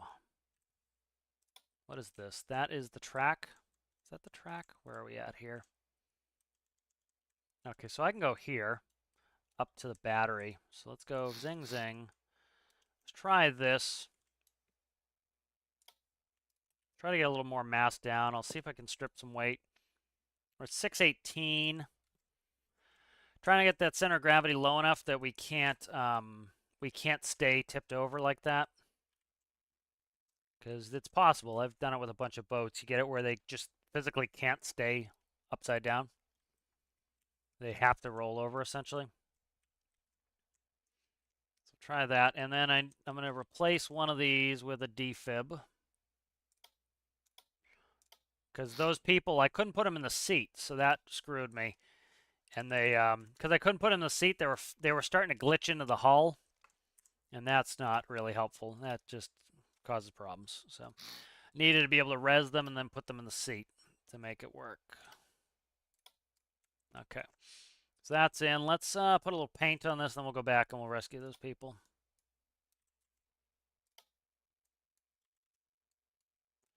All right, let's go. Do I bucket this and drive myself nuts with having to fix the paint? I'll do it for now. Okay, let's do...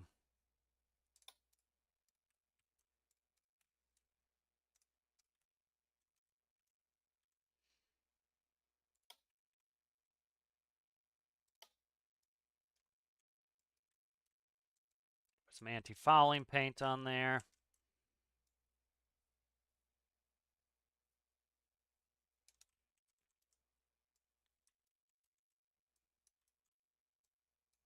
And we'll go back and we'll rescue those people now with some new tools.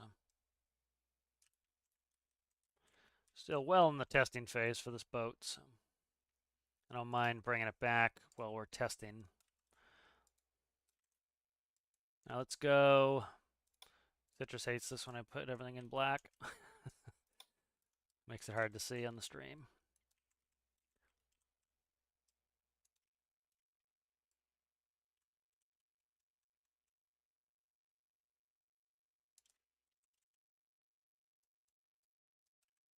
But it also makes it so that like the contrast is good for when you're trying to do other stuff. Like, you know, like if you look under a truck and it's super dark black, it's just kind of blends nicely. So you start with white and then just flip it out to midnight here and then move from there. Okay.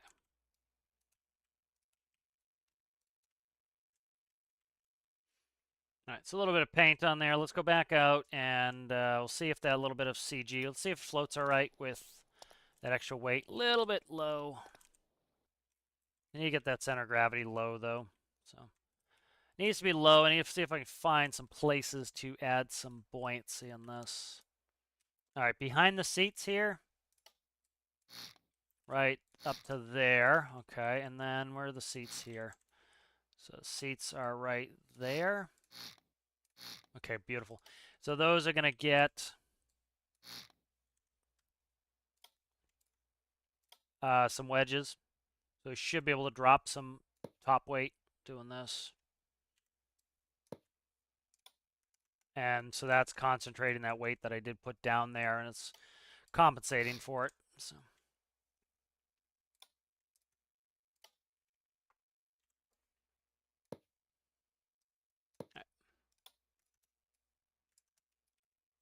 All right, so now we're down to 601, and we have some new weight on the bottom to try to help drag it down and keep the CG low. All right.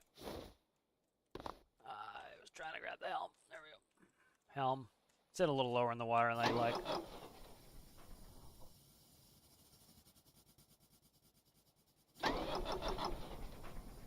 What did I screw up? Did I delete something? Let's see. Did I delete something? Okay. I have the main. Let's see. Did I? What the hell did I do? I didn't think I deleted anything. Electricity's flowing where it needs to. I didn't break any connections. Okay. That's all good. Why are you having problems now? Why are you having struggles, guy? I didn't move anything, unmerge anything. Fuel air throttle, bing bong boom. We didn't. Did I lose the? I still should have plenty of fuel. That air intake should not be in the water. Nope. Okay, so let's see.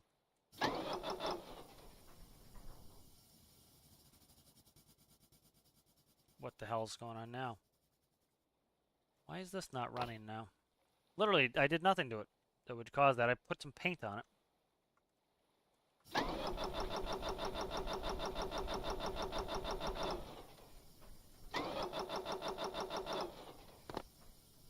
Fuel tank, you got fuel in you? Yeah, you got diesel in you. What the hell's going on here? I literally did nothing to this to make it that it wouldn't want to run. Okay, let's look over that engine, see what the hell's wrong with it. I have to be on the helm to get it to run, so I can't, like, look at it. Let me see.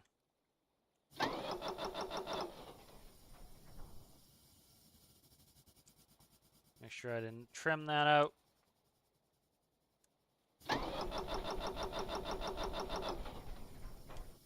What the fuck?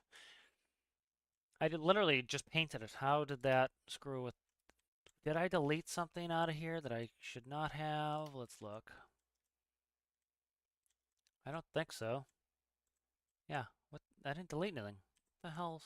How is this not running now? Interesting. What did I do to this to make it not run? Occupied battery. Okay, so I definitely have to stay on the helm to make that run, but let's see. Alternator. Alternator goes there. That's fine. Why will this not start now? That's very interesting to me. Let's do this really quick. Sometimes the scoop's wonky as hell. Let's grab a filter and just stick that on there for now. See if that was the culprit. I don't get why it's not running now.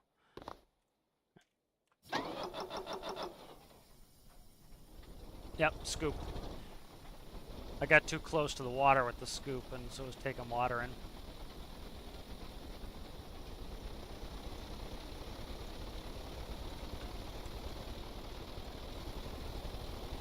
So that was it. It was the scoop. The scoops are very temperamental when they get close to the water. So, like rain can stop a scoop. I've had them do that before too.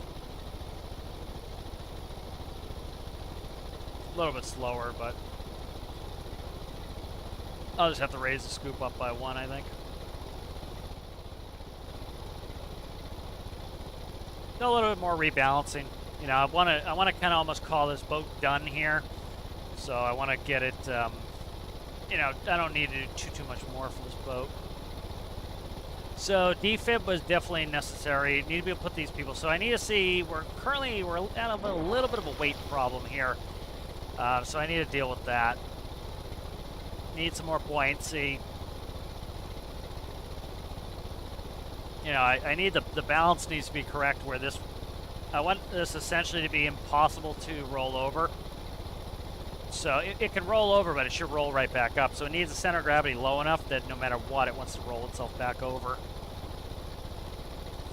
There are a couple things I can probably do to get that kind of where I need it. But it's a small boat, so like this is why like sometimes medium-sized stuff is easier, just because you can start to really. You can pack on the pounds of ballast. You can really do much of that stuff. I don't want to do a glitch on this. Like I could make this super simple by essentially making it weigh 500 mass by putting in a negative rocket fuel, and then putting a bunch of weight in the bottom to cancel out the mass. So essentially, it's like deleting the mass on top and focusing it all on the bottom. But I'd rather not do that right now. I want to keep this glitch-free. But nice, cool little boat for, you know, a first boat, starter boat.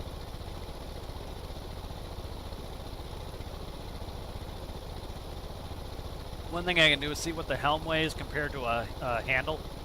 I might put a handle in there just to cut some weight, because like something like this small is really weight. 10 people on this I don't think is going to work. That's too many people, so trimming some seating out of this will help. I can also cut some blocks under the seats. That will help. That's whatever the half blocks are. How many half blocks are under the seats? We have, what's that?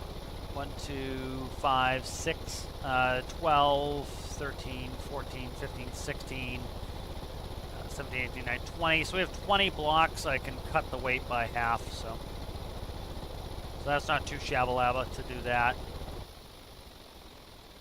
Okay, so I want. Whatever. I don't care if people are dying. This is the first mission. People can die all they like. They have the freedom to die. Are you one of the deads? Yeah, they're dying like crazy now. Do I rescue any of these people in time? Hey, this guy. He's got 4 seconds. Come on. Suck! They're all fucking dead now. Let's see. They're all dead now. Where's the mission? Okay, the mission ended. Whatever, we got 3 grand for the fire, and they can all die for all here. All right, so we got a little bit of this and that we need to fix.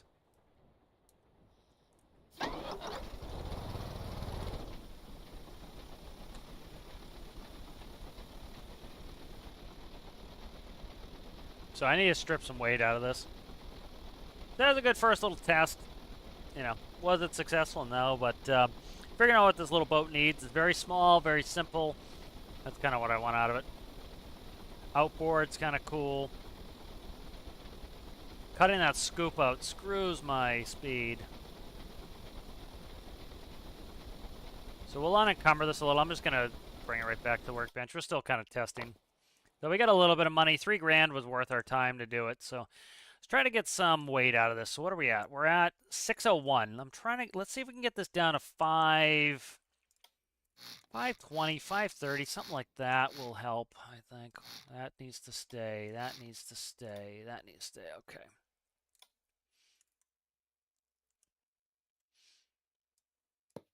So let's see where I can get this weight on that.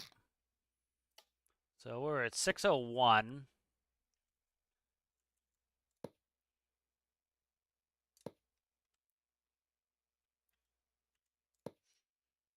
That's dropped us by 1 weight. Not a lot, but something. Okay. And then I'm thinking, let's see, let's trim under here. So grab all these seats and we'll cut that. Actually, we can completely delete under the seats. So all of this block under here can go, really, frankly. That can all piss off. That's not the one that's a actual microcontroller. Let's cut you by 1, 2 blocks, maybe. Yeah, we can cut this a little. 1, 2. Okay. That will go there. So I like these little builds because you really have to, like, it's some work to get these lightened up enough. So, like, all that block can be cut out because the seats now seal that. So as long as it's sealed, we're good. This here, too, that can't be screwed with. No. Okay. So grab you back. The likelihood we were able to put 10 people on here is very slim as well.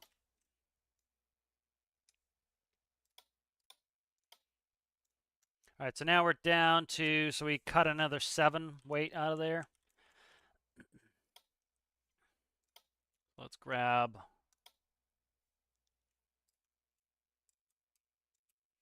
cut these, raise them up. All right. And we will cut out, this needs to shift forward 1, okay.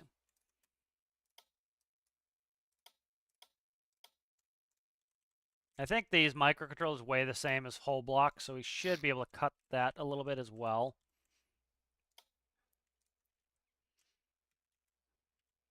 So just on a diet here, we can cut a little fuel out too. We don't need a full tank.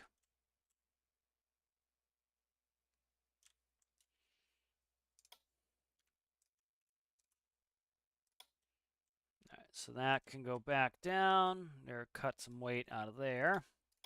But I do like these little builds. That's where it's like really starts getting technical, trying to find ways to get it to behave properly, you know, then get stability into it and everything else. It's kind of fun.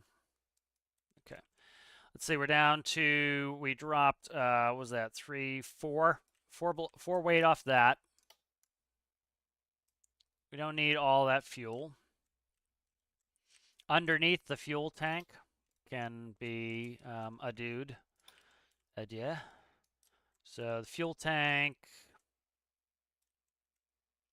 I want to just make sure it looks all right. Let me quickly paint this. If I cut under there, it's going to look funky, I think. Yeah, it'll look weird. It will look weird if I cut that under the fuel tank. So I think what we'll do is this. Let's try something. Let's cut this and put this down into the hull, like so. I'd have to move these seats forward, which I can't if I do that. So let's not do that.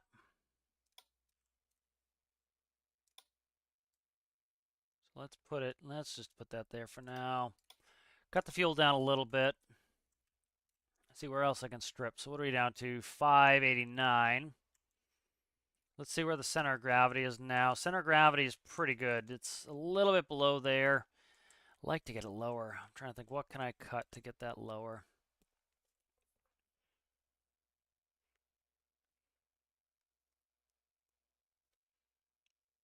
If I don't need this weight, let's see if I can, how bad it is without the weight. That drops 40 off there. Let's see how bad it is without the weight. Okay, it's actually not bad without the weight because it's inherently pretty stable now.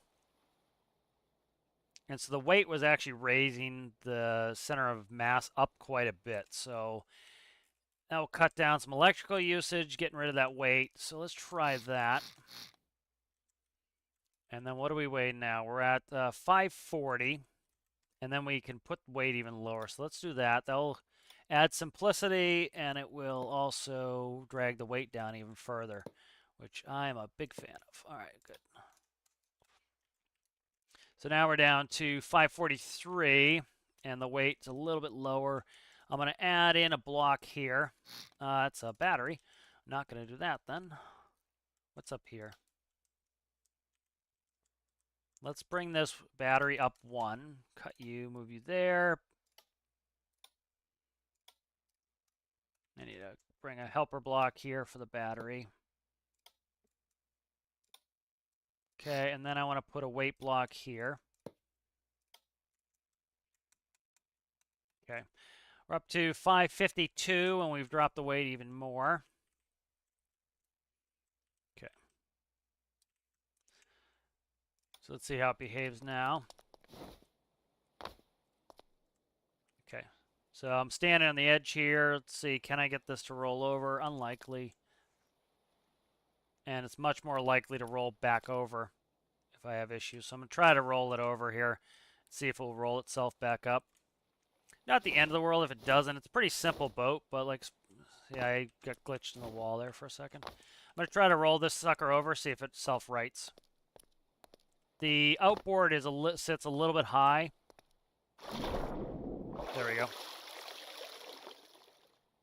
All right, so it's still too high center of gravity. Let's see if I can play with the outboard and get the outboard lowered a little bit.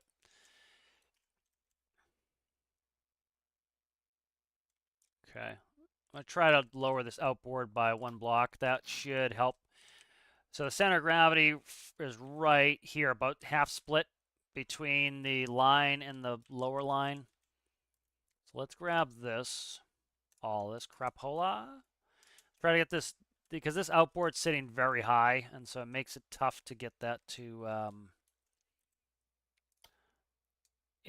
so that is going to help lower the center of gravity on that.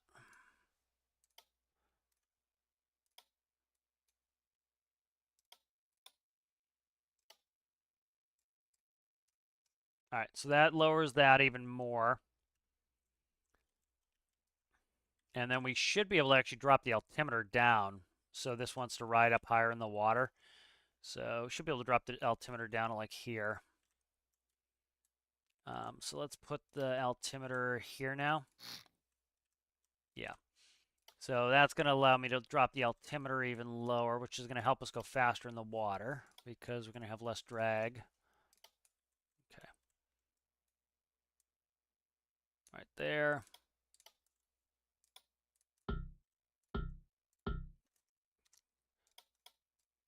Okay, paint you that color. You can be this color here when I actually fill you.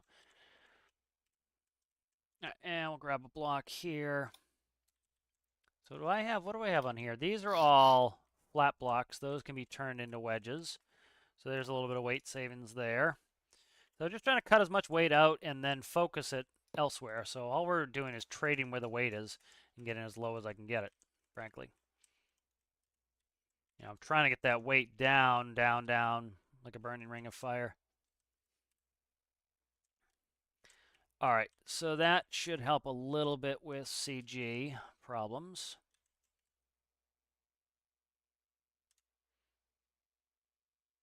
And then I want to go like this with the tank.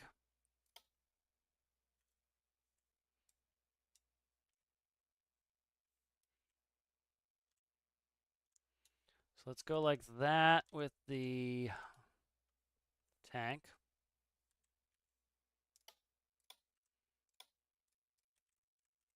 Turn the music back on. And we'll cut that. Oh, stop. Cut that. Okay, and then we want to put in an angle piece. And we'll pick you. Cut you like that. There you go. I can go like that. I like that a little bit less. A little bit more. It's a little bit lower and slicker looking. So outboard's down now. Let's look at the center of gravity here. There we go. Look at that. So it was about a half split. Now we are favoring down even more. So that's helpful. Let's see what a helm weighs. 15. What's a handle weigh? 1. we found one of our culprits here. You're getting out of there, guy. All right.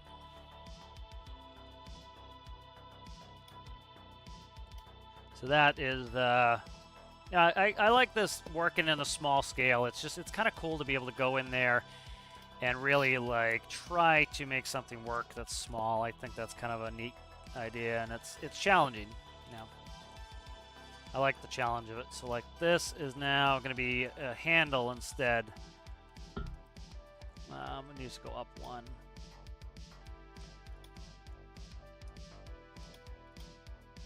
Okay. So this is much lighter now. So each pipe I think weighs 1. We could even put a center pipes on it. So that's 1. What are we talking here? 1, 2, 4, 8, 9, 10. So it's still 11. We're still stripping 4, but I think what I'm going to do is go a center pipe. I'm going to just do 1 pipe like that. I could even do block, but we'll do a pipe. And I'll put a handle on here. That's going to really cut down some weight. There we go. And I think this is a small boat. It's reasonably fitting, so. And then this is going to go to helm. Helm right there. This is going to go WS is reset 100%. Throttle. And then this is going to be trigger is now toggle. 6 is a push starter. All right. So that's pretty good there, I think. So let's check the current weight. Weight is down to 541. So lower the weight even more by, you know, that helm weighed 15. We're now down to 1, 2, 3, 4, 5, 6. So we've dropped 9 mass off of a, you know, very high point in the ship. Let's get this sucker rolled over.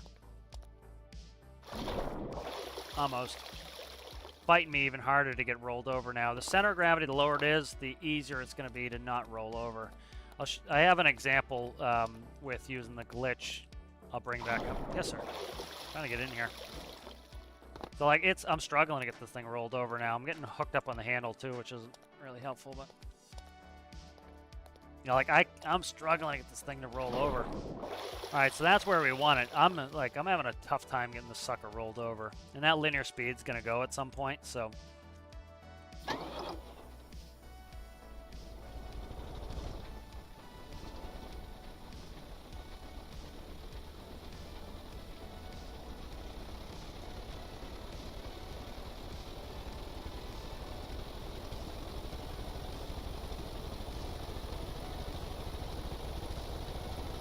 There we go. So we're gaining some speed back now, stripping some weight out of this. We're also sitting up higher in the water because that propeller, it wants to come up higher.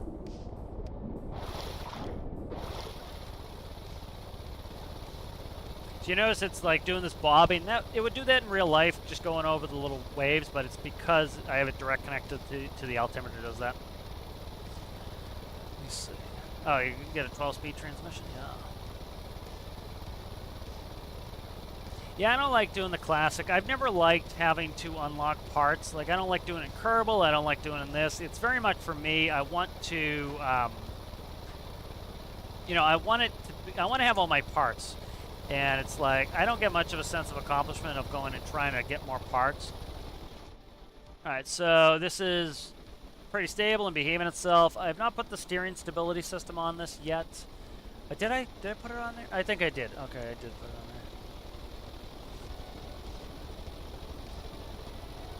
So let's try to see if I can get the scoop back on. The scoop cost me a lot. Taking the scoop off cost me a lot of power.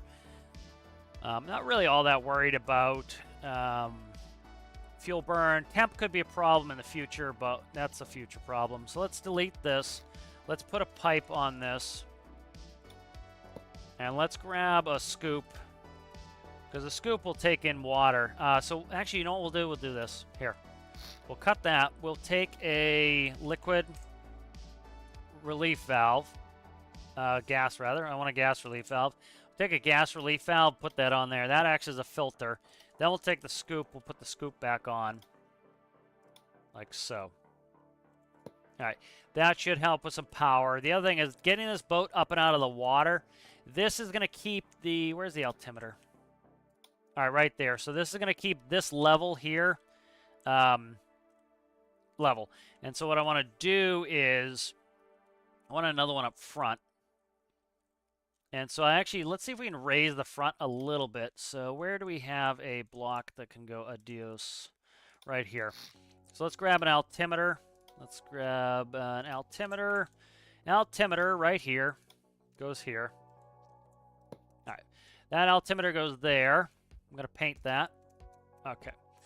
And then let us see. I don't want to XML anything in here right now. So let's just really simply, we'll cut that. Grab some fins. All right, so now as the altimeter rises, again, same deal. We want the bow to go down so that this will maintain the altitude that we want.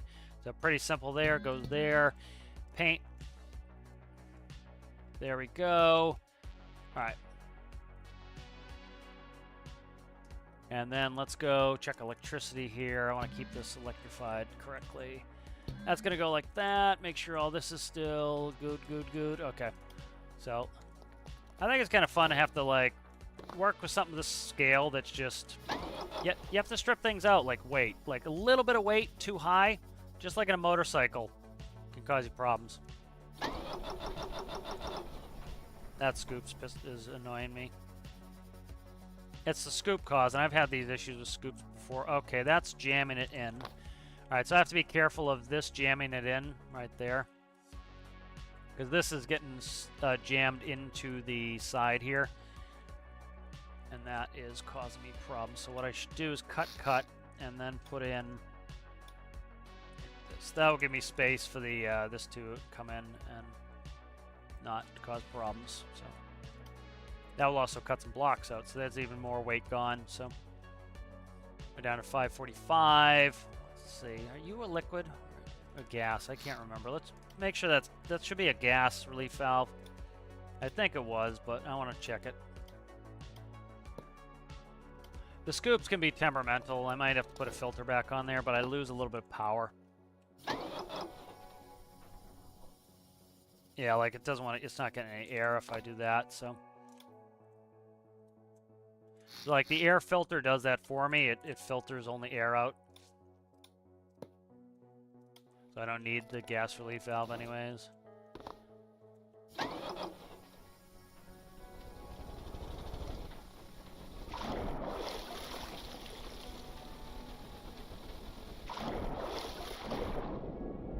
So see, it's lifting the bow up to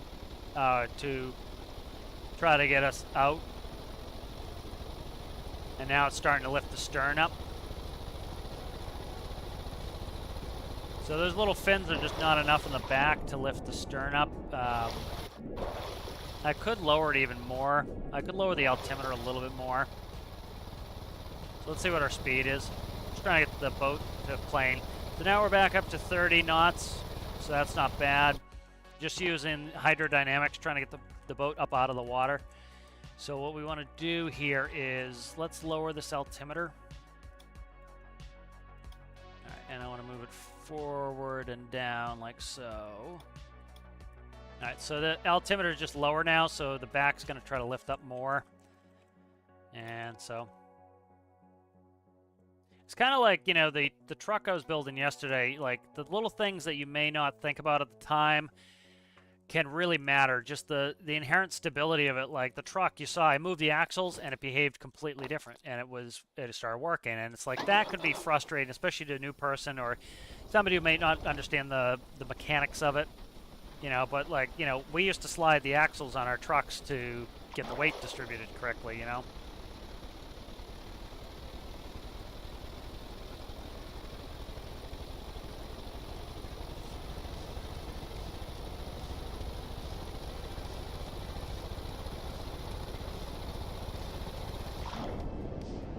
So that looks like it's going the correct direction. It's just not enough fin back there.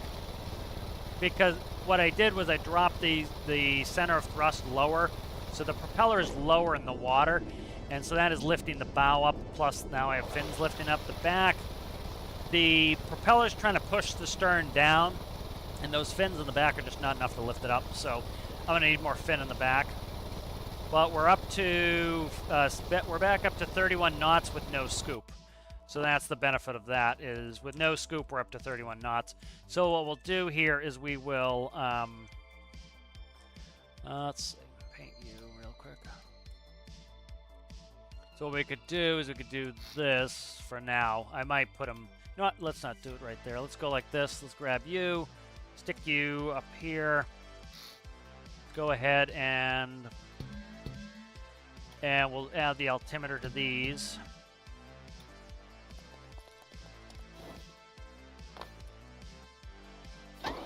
The other thing, too, is you can put a multiplication effect. I probably don't need that many fins. The issue being this is, let's say we're 0.1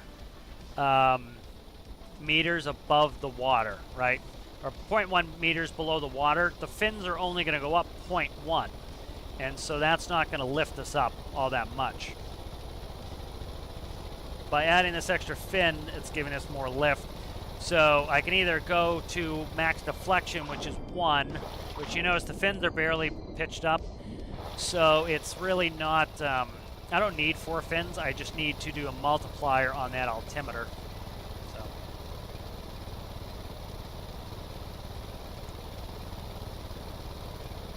So there's back to 31 knots. So now the boat pretty much, I won't say can't tip over, but it's unlikely to tip over. We can do a test here, which would be kind of cool to do. Let's do a handbrake turn. Pretty stable. Stability system could use a little bit of work, but not too bad. But 31 knots I'm happy with. Nice little boat. Now we have the, now that we have that defib, we can actually do some of these rescues.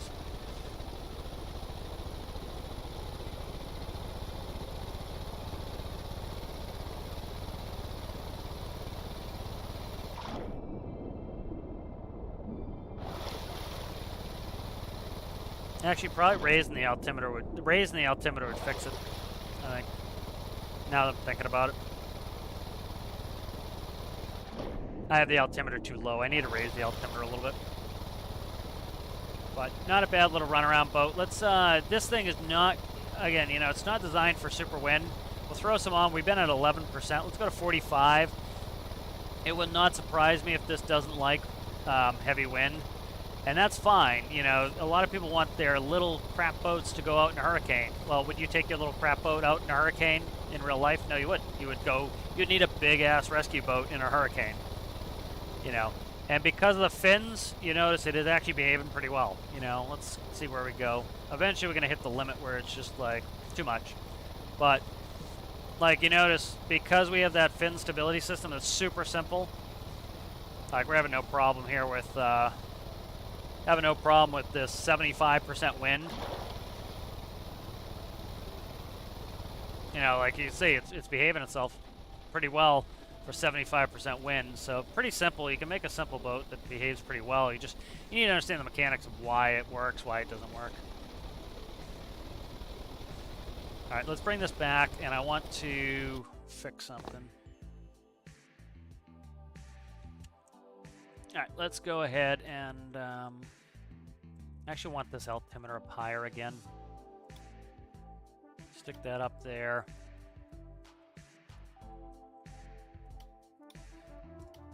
I'm causing it to drag itself down, so yeah, I'm causing it to drag itself down, so I want to actually bring this altimeter up to the same level.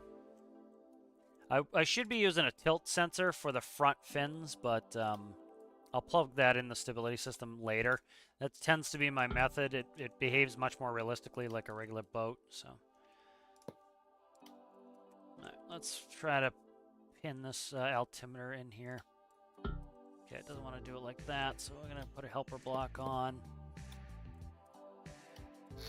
But you can see, like, something small is just like the tiniest bit of weight really has a big effect on it.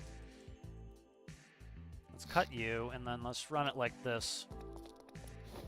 And we put a hole in. Okay, where's the hole?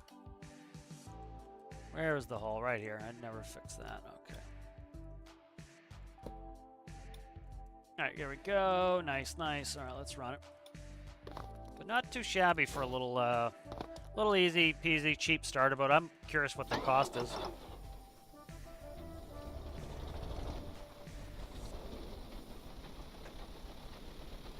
Now that we have a little less power too, I might drop the gear ratio one.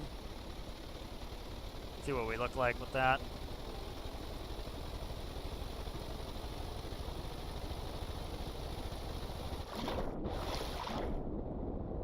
Those fins doing for me there.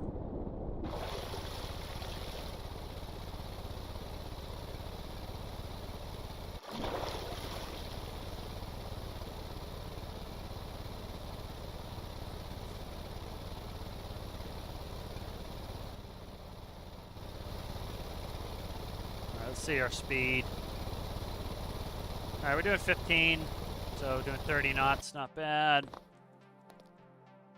Trying to get a little bit out of this. So I'm going to start plumbing this into a stability system here. We'll actually do a little bit. So steering stability controller, is that actually going out? Port wheel, weight. Okay, weight's gone. Physics sensor, seat. Okay, so let's see. If I do altimeter in and out, I can't do that. Alright, let me get to play with this microcontroller here and get the size right. Okay, so this can go forward back fine. Let's see, what's our current weight? 543. Cut you, put you up here.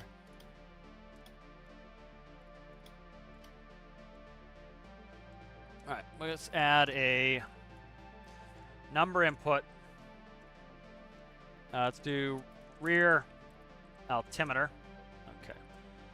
And then that's fine. And then we need to go, let's go number output, rear fins, number output, bow fins. Okay. So we're going to go in here and we want to do,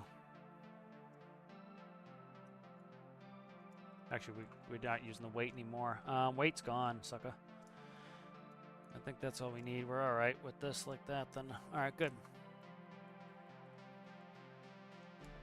So bow, stern, rear altimeter. Okay. All right, so what we'll do here is this first PID will be, we'll go... Update this really quickly. Save that to this. I need to see why no clip. I shut no clip off. Okay. All right. Let's see. I want to open up my physics sensor test bench. All right, so Z is the axis that I want. Z's pitch. Okay.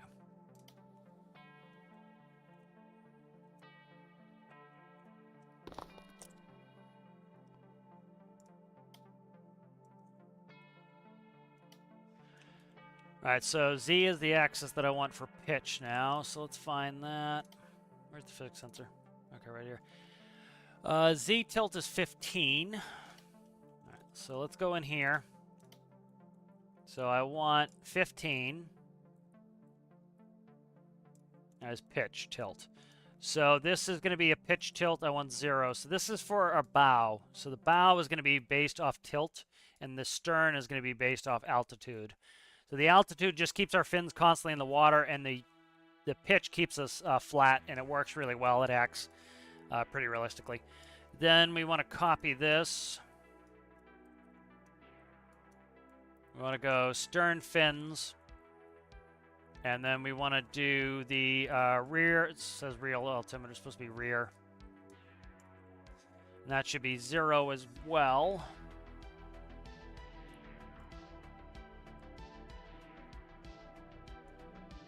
Rear. Okay, and that's going to go in there. And then we have the constants are fine there for now. All right, so that should be fine. And then actually, you know what we can do? Let's get rid of this constant on. Now let's go ahead and we will grab... So this will only turn these on when when it's occupied, which is 32. The 32 is when we're on the helm. It will do all the stability stuff. That'll be on there now. All right, let's plumb this all in. A little bit more of an elegant system. That altimeter is gone on the front. So that doesn't need to be there anymore. Rear altimeter, though, we do need, and then the rear fins get attached to this now. That will allow them to go to their max deflection. Now, before they were only using a part of their deflection. Now they should be able to fully tilt. Okay. Yeah.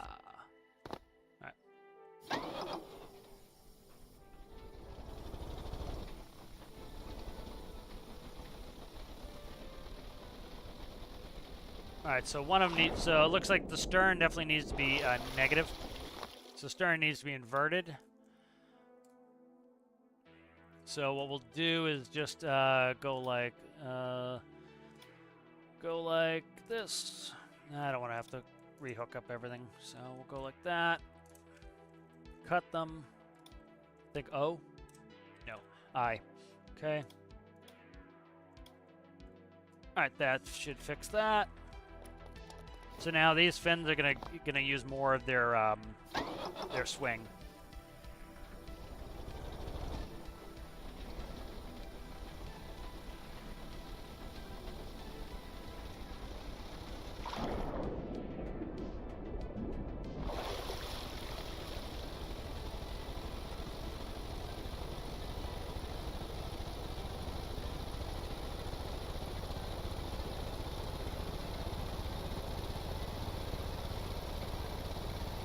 A little bit more rocky because the p-value is likely too high on that.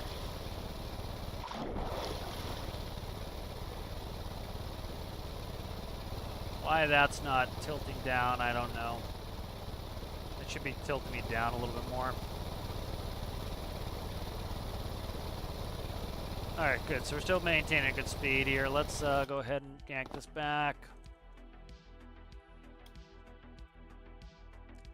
Let's see, this should be P-pitch now. Let's get rid of that, and then let's go, I don't know, 5. Let me actually get in there. I don't want to run off these numbers here. This is P-value, P steering, okay. This here is going to be D pitch.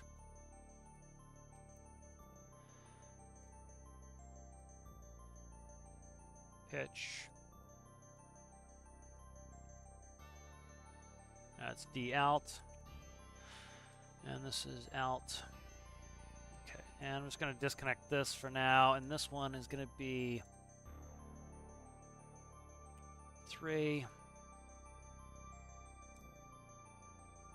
Yeah, that should be fine. Let's make it 10. I want to see if this needs to be inverted as well. Probably does.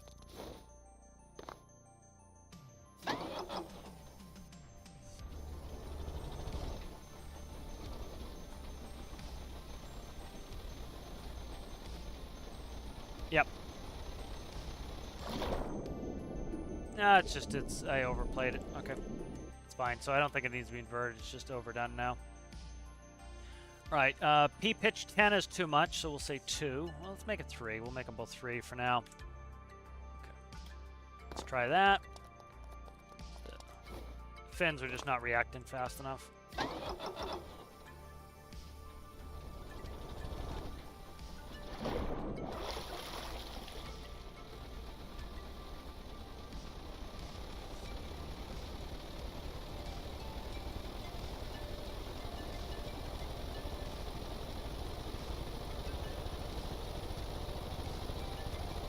Curious what those front fins are doing. They're being a little bit wonky. Whoa.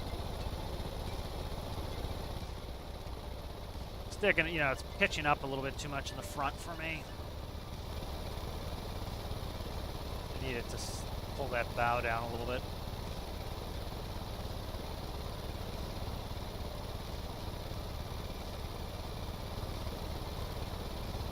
Okay, it's not hurting our speed, so that's what I want to make sure that doesn't do. Let's figure out what the frig is wrong with the front.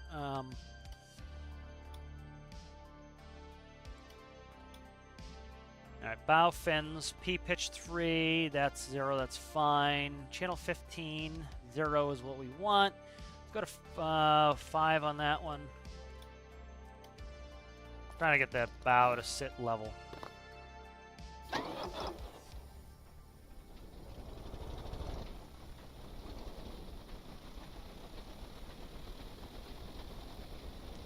Yeah, a little bit of a submarine.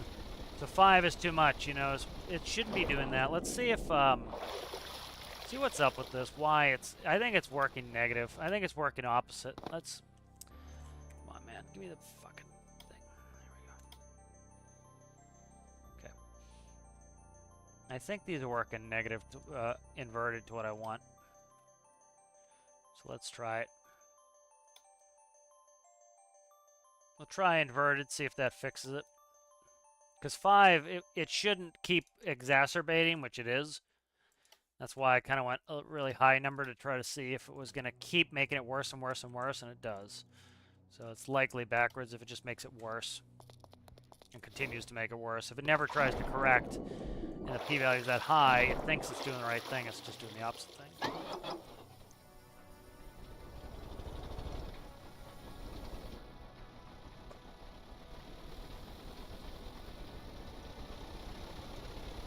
Alright, yeah, so that was inverted. You notice now the bow is not trying to suck me way into water.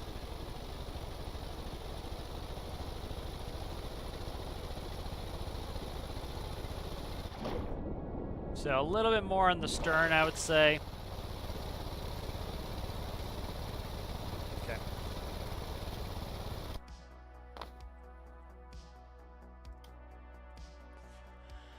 Where are you at there? Altitude 3. Let's make that a 5 as well. I don't know why I have the D value on the altitude, but that's fine. We'll just run the P. We'll leave that as it is, and then put a bigger P value in.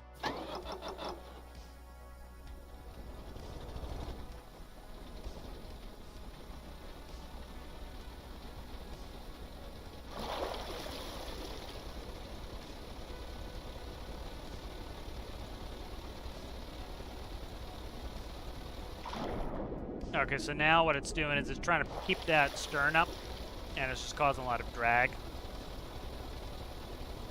Okay, so that's fine. It's in the right direction at least. Let's 5. Let's go down to 4, and then what do I want to do here to get this going? I'm gonna take a little bit of stress off the engine here.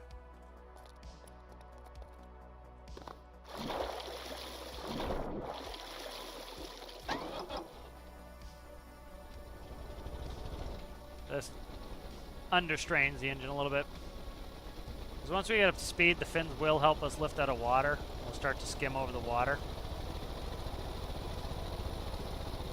So I need to get the speed up to be able to start to put us on plane like that. See, we're just going so slow we can never get on plane. So we're a little bit slower here. We're at 13 instead of 15. I don't know if I actually think we're doing better in the water, though. The fins add a little bit of drag too, trying to go up, but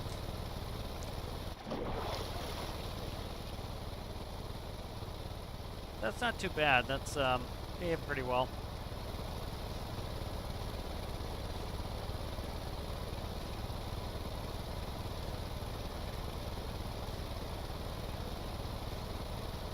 I'll try one more thing here to see if I can't get a little bit flatter trajectory. Defib's gonna get thrown on the ground in a second. I don't want to do this because it adds a lot of length to it, but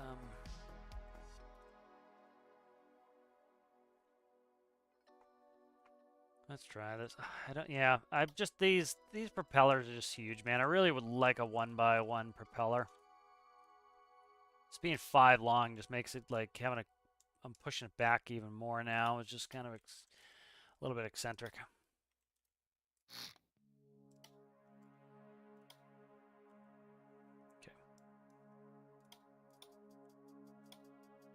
I'm going to put this backwards. I'm going to try to down gear it a little bit.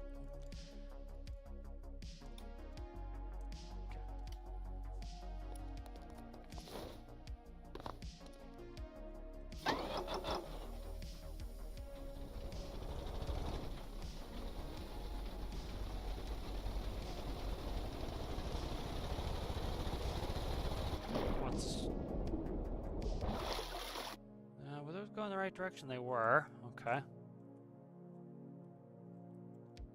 Trying to get this close to the center of gravity. I don't know why it wants to frickin' nosedive as much now.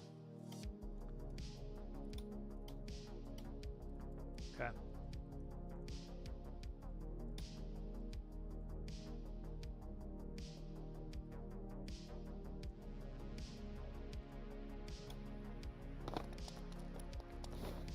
So because I moved that, so the center of thrust being close to the center of gravity is a big change, so that's why I need to redo my numbers now.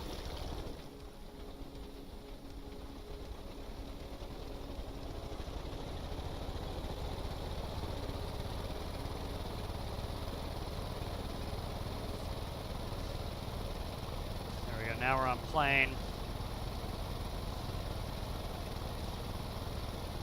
Wow, we're quite a bit slower now. I did down gear the hell out of it, so that doesn't really surprise me, actually. Okay, that's quite a bit of down gearing, so let's go flip that around, try it like this. At least it's more stable again.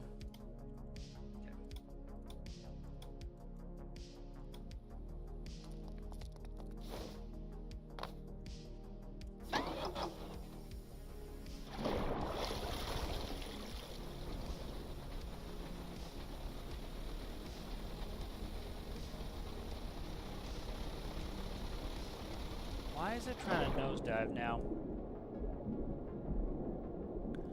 Let's see, I'm trying to see what okay, the stern is just, the bow is not keeping up with the stern, frankly, is what's happening there. Okay. Let's keep the stern where it is. Let's increase the bow p-value. Let's make that a 5er, and let's leave that low. Just, it's not able to get to the max deflection, so I can't cancel it out. And before, with the propeller lower in the water, it was helping lift the bow, so the bow fins didn't have to do as much work.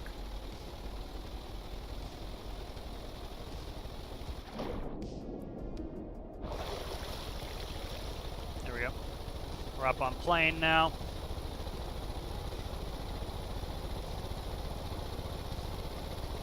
Alright, so we're getting back up where we were, so we should get close to about 30 knots. There we go. Alright, we're back up to 30 knots. I just don't think I'm gonna, you know, with this being as small as it is, it's gonna, this little bit of angle's kind of expected, and that's not unheard of IRL, so they kind of do that IRL. You need trim tabs in the back. I could put a couple trim tabs in the back to see how it helps, but let's try that, and then right, take a break. Yeah, I'm just gonna throw a couple on for now. I'm not even gonna make them move. Their job's just gonna be stators, so they're gonna be stationary. And they're just going to add lift to the boat to help it get up on plane. So they're not going to be articulated at all. They're just going to be stators, which is stationary. And so that will add some lift in the water.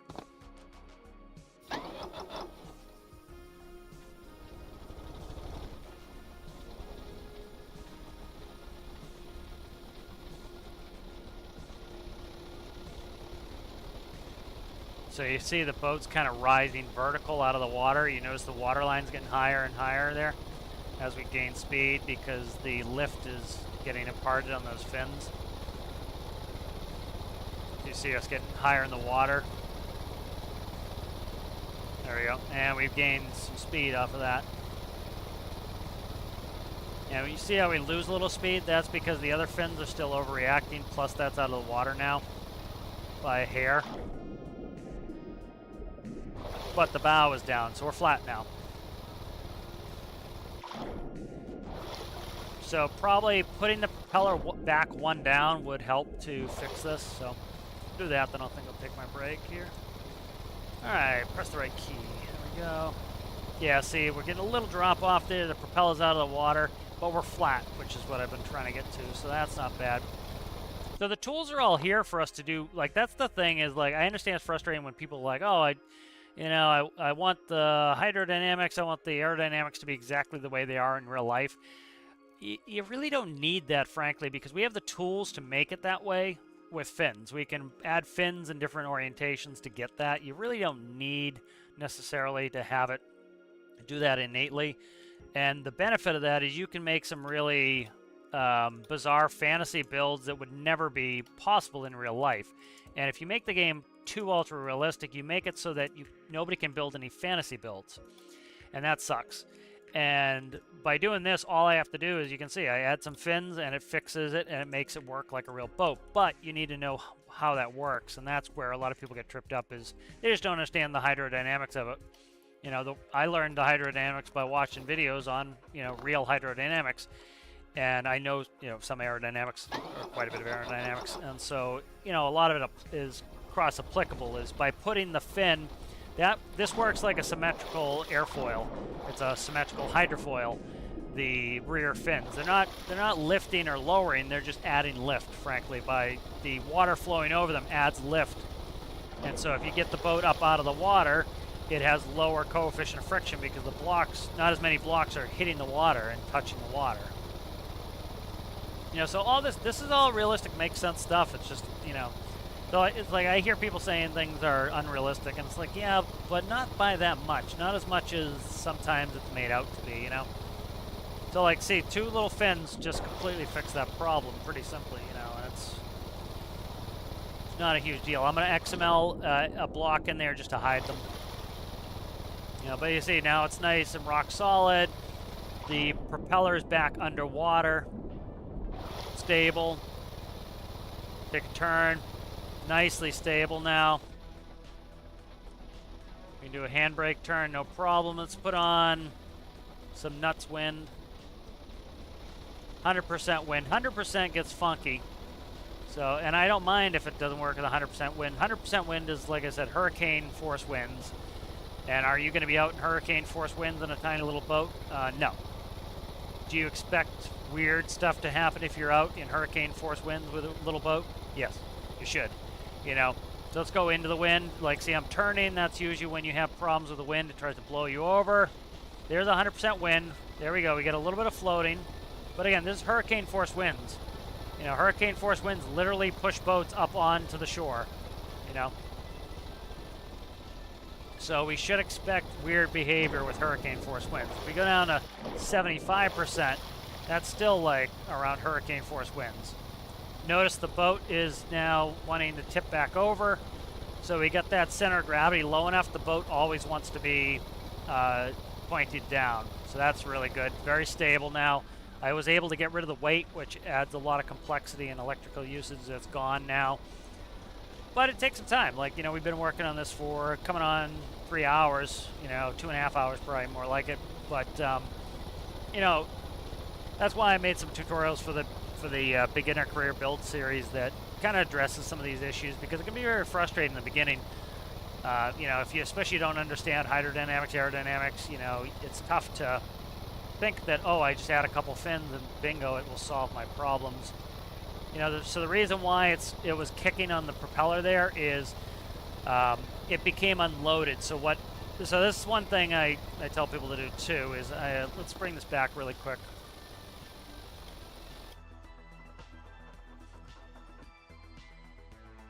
So if you take a dial and you hook the dial up to the engine. Okay, hook the dial up to the RPS of the engine. All right. Now, what it was doing is the propeller, when the propeller came out of the water, it was able to spin up faster. And because it could... Is there an animal next to me in the water? I think there is. No. Oh, the dog. I gotta get that dog before he drowns. There he is. I'm coming, buddy. Come on, buddy. Come on, let me save this dog. Okay, good. Oh, that would have been scary.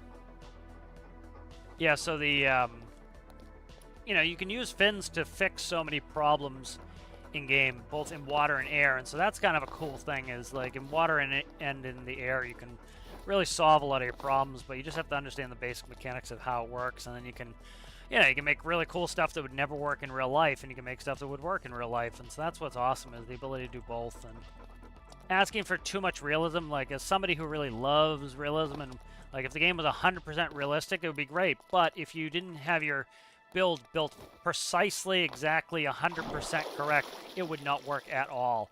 And so you know, how many people would actually want that to be the way the game is, you know? I would say very little.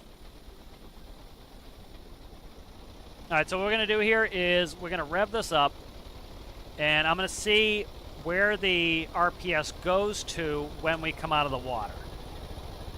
And so this is kind of my anti-fly system. You'll see a lot of people doing backflips in stormworks. I talked about this in the beginner career build series. Is the reason that's happening is, so right now you look, we're going, trying to get us max speed here. So essentially what you're going to do is you're going to read the RPS, right? And you see what RPS the engine goes to, right? So let's say it was 12. Now when I'm trying to get this propeller out of the water. Here we go, starting to go now. All right, so we're out of the water. Okay, see it go up to 15. So what we want to do is we want to look at the RPS value when we're in the water. All right, so they're not that different. You notice it's going up to like 16, 17 when we come out of the water. So we're not coming, the stability system's too good. We keep like not coming out of the water enough. But essentially what's happening is when your propeller comes out of the water, your engine doesn't have as much resistance on it anymore because you're moving air instead of a thick, heavy water. And so what's happening is now the engine is, it's like you're doing a bench press, right? And somebody just pulls some weight off. Well, what's going to happen to your bench press? You're going to start bench pressing faster, you know? And so what happens in game is when you come out of the water, the propeller spins up, and it allows the propeller to spin really fast. Now, this boat, I would not do a correction. But what will happen is, like, the reason why I'm not having a problem is I'm using a PID, and I'm telling it, hey, I want 15 RPS. And so what's happening is when the propeller comes out of the water, the PID says, hey, I only want 15 RPS. The propeller is losing resistance because it's now moving air instead of water, and it says, hey, I still only want 15. So the PID will automatically pull the throttle back to maintain 15 RPS. Now the problem is, a lot of people will go super simple mode, and they'll just put a throttle value of 1, and they'll put a fuel value of 0.5, and so when they come out of the water, the engine says, hey, he wants as much engine as I can get. So what happens is as soon as their propeller comes out of the water, the engine will scream, and it will go up to, say, 60 RPS. Well, then when the propeller goes back in the water, it's already moving at 60 RPS, so it gives you a ton of thrust, and it does a backflip. My stuff won't do a backflip because the PID will only ever let it get up to about 16 or 17. And so you notice, yeah, let's go up to 16 or 17. If I wanted this to not jump up at all like that, I would limit it so that it can only go up to, say, 15. And it would come out of the water and would raise by 0.5 RPS. And it would never do a backflip. Like this already won't do a backflip because I'm using the proper system of RPS control. So, yeah, that's one way to prevent that. All right, so I think I'm going to recall this. I think that was some good work on this live episode of the live career build series. So we have a little rescue boat. We tried to rescue, just didn't have the equipment for it. So that is now solved. But I think that'll be kind of cool doing some live stuff on the career build series. Other career build series is still going to be going on. I just need to get the save updated. I still owe Mr. G a run with his VTOL. That's coming. So thank you to the members: Side of Mountain, Connor Boyle, Danny, Sergeant Chaos, Aaron Repairs, All Citrus, NFS Gamer. Thank you guys for being members. If you're interested in being a member, it's down in the description. Thank you to Chickensora for being a patron. I appreciate that. Thank you to all the subscribers. Thank you guys for watching. If you would do me a favor, like the video, subscribe, do all that. Share it with some people who might like it. That is always helpful and appreciated. So thank you guys, and we'll see you later. Bye.